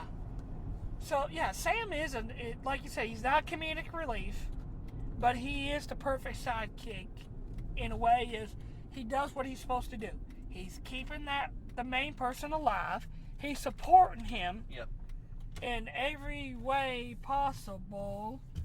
And, you know, yeah, he's just a great sidekick when it comes to that. You know, even when it looks like things are grim and they need to give up, he's like, no, Mr. Frodo, we can't give up. We must go on. We must go on. We gotta, the fate of Middle Earth depends on us. And all that.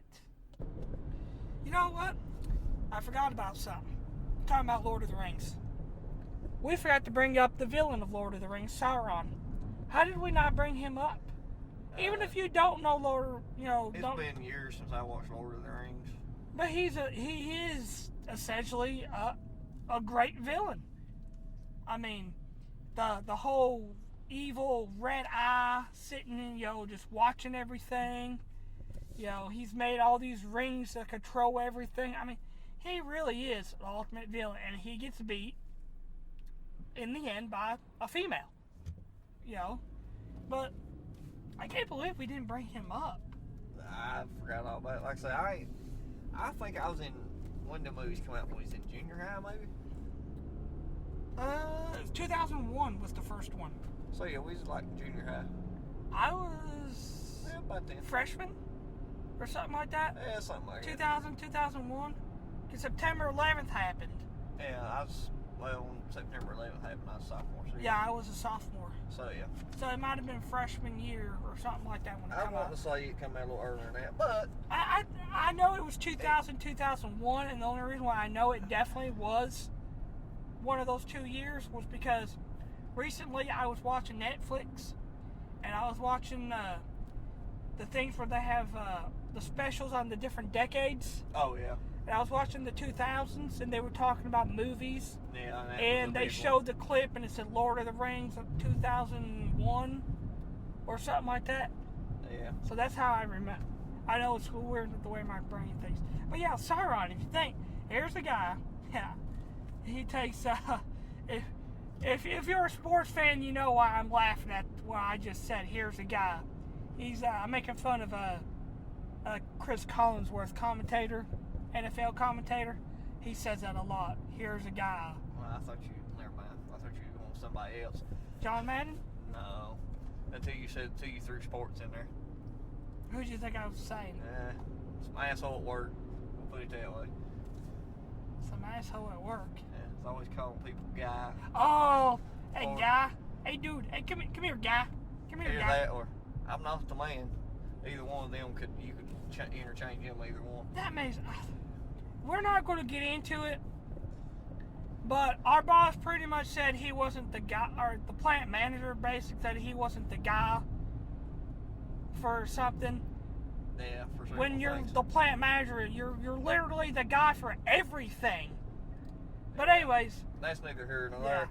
But back to Sauron, yeah. You think about it, he makes these rings for everybody in Middle Earth.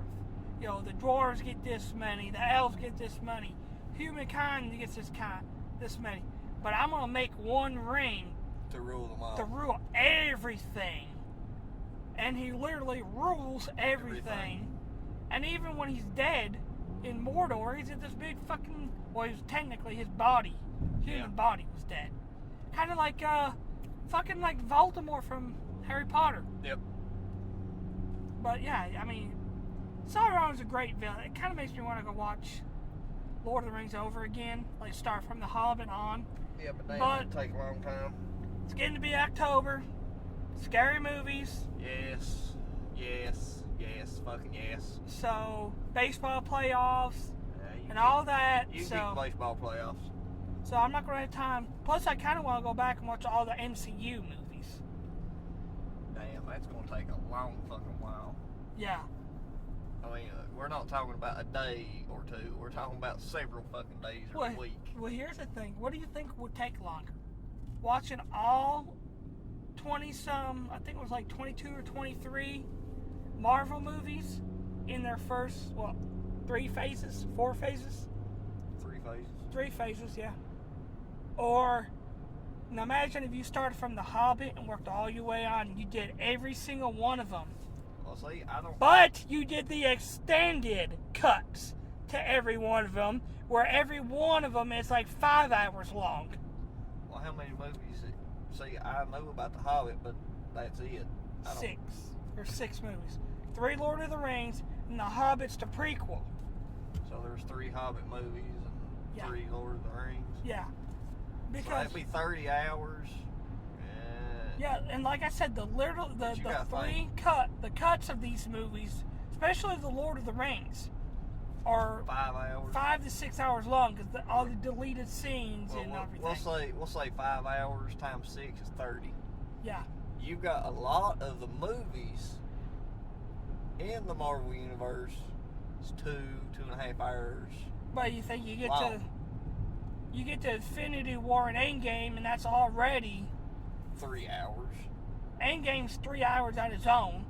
Infinity War is 2.5 to 3 hours. So, I mean, you're looking at almost 60 hours to do the MCU. Yeah. Versus 30. So, the MCU, hands down. Yeah. Yeah. A kind of a, oh shit. But what about the mental wear, though?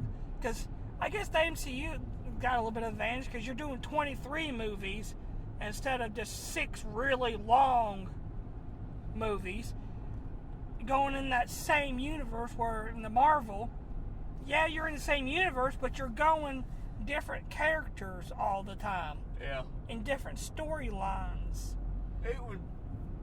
I think it would keep my interest better doing the MCU. Yeah. Which, I mean, I love Lord of the Rings. I do. Well, I can't say I love it. I like them. Yeah, I like the movies. I don't ever want to attempt to read the fucking books. Really? Well, I've never... They're fucking huge. Well, I think everybody has read something of, you know, as far as The Hobbit goes. I remember reading in my my textbooks at school, they had a little, like a chapter or 2 of The Hobbit in there. See, I don't remember that at all. Well, that's because you went to school here and I went to school in Michigan. Yeah. So it might have been a little different, I guess. I don't know. At least that's what I think of. I don't know. But anyways, you went up there for a while, and then you was down here too. So you went both ways. Me and you're both yawning like hell. Yeah, I know. I think we're about ready. Yeah. But Garth. I want to bring that one up. Garth from Wayne's World. Yes. Wayne's World. Dana Party Carvey. time. Excellent. Woo, woo, woo, woo, woo. I mean, to a point,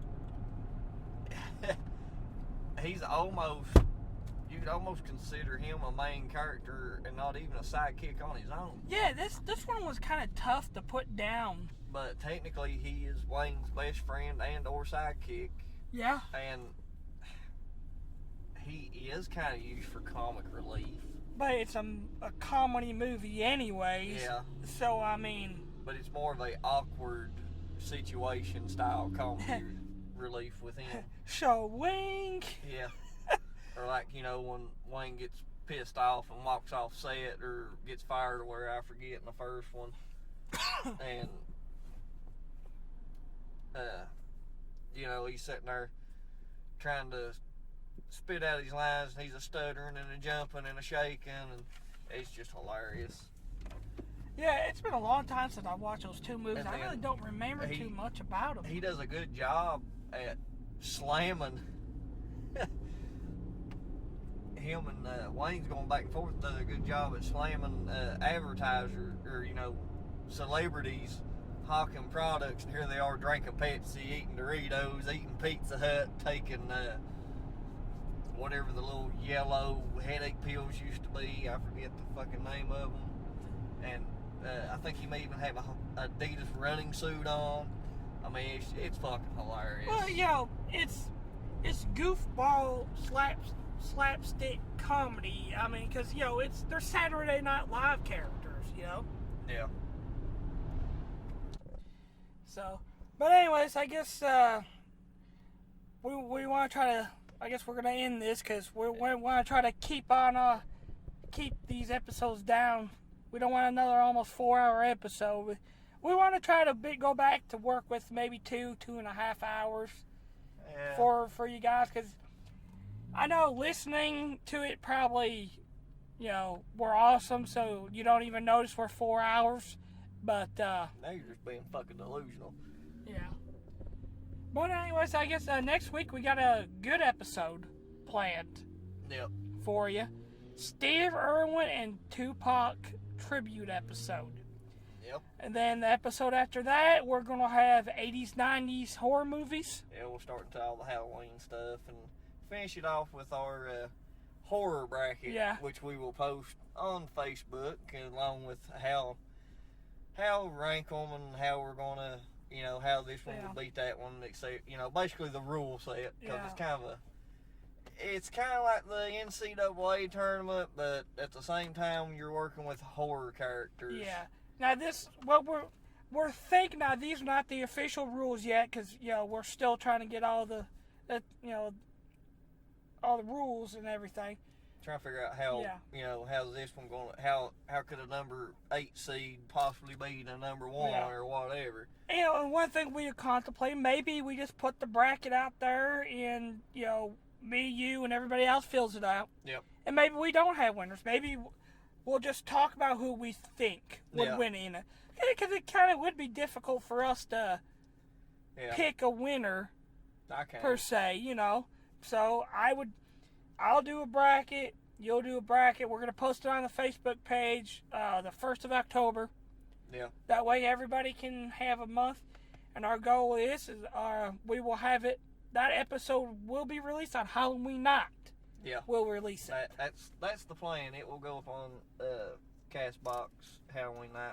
I'll try to have it on YouTube also at the same time, but it may be a day or two later. Yeah, we apologize if you're a YouTube listener. I know Castbox gets their episodes just like that. Mainly because it takes, just like that to upload it on Castbox. And YouTube, fuck. At least right now, like we said, we're still... The last episode took me the better part of 12 hours. Yeah. By the time I converted it, made it into a video, etc., etc. So, we're sorry if you're a YouTube listener and you're a little bit behind. We're not trying to do that. We're not being complete dicks, but, we're working with what we got. I'm working on getting me a Google Chromebook right now. Maybe it will help I'm on YouTube faster that way. But also probably help with JP. He's the only one that's able to do the editing right now because that's the only laptop we got. Yeah. But we're already going longer now. Yeah, fuck it. Anyways. Well, until... Chirp. Fuck you. Thank you and fuck you. Goodbye.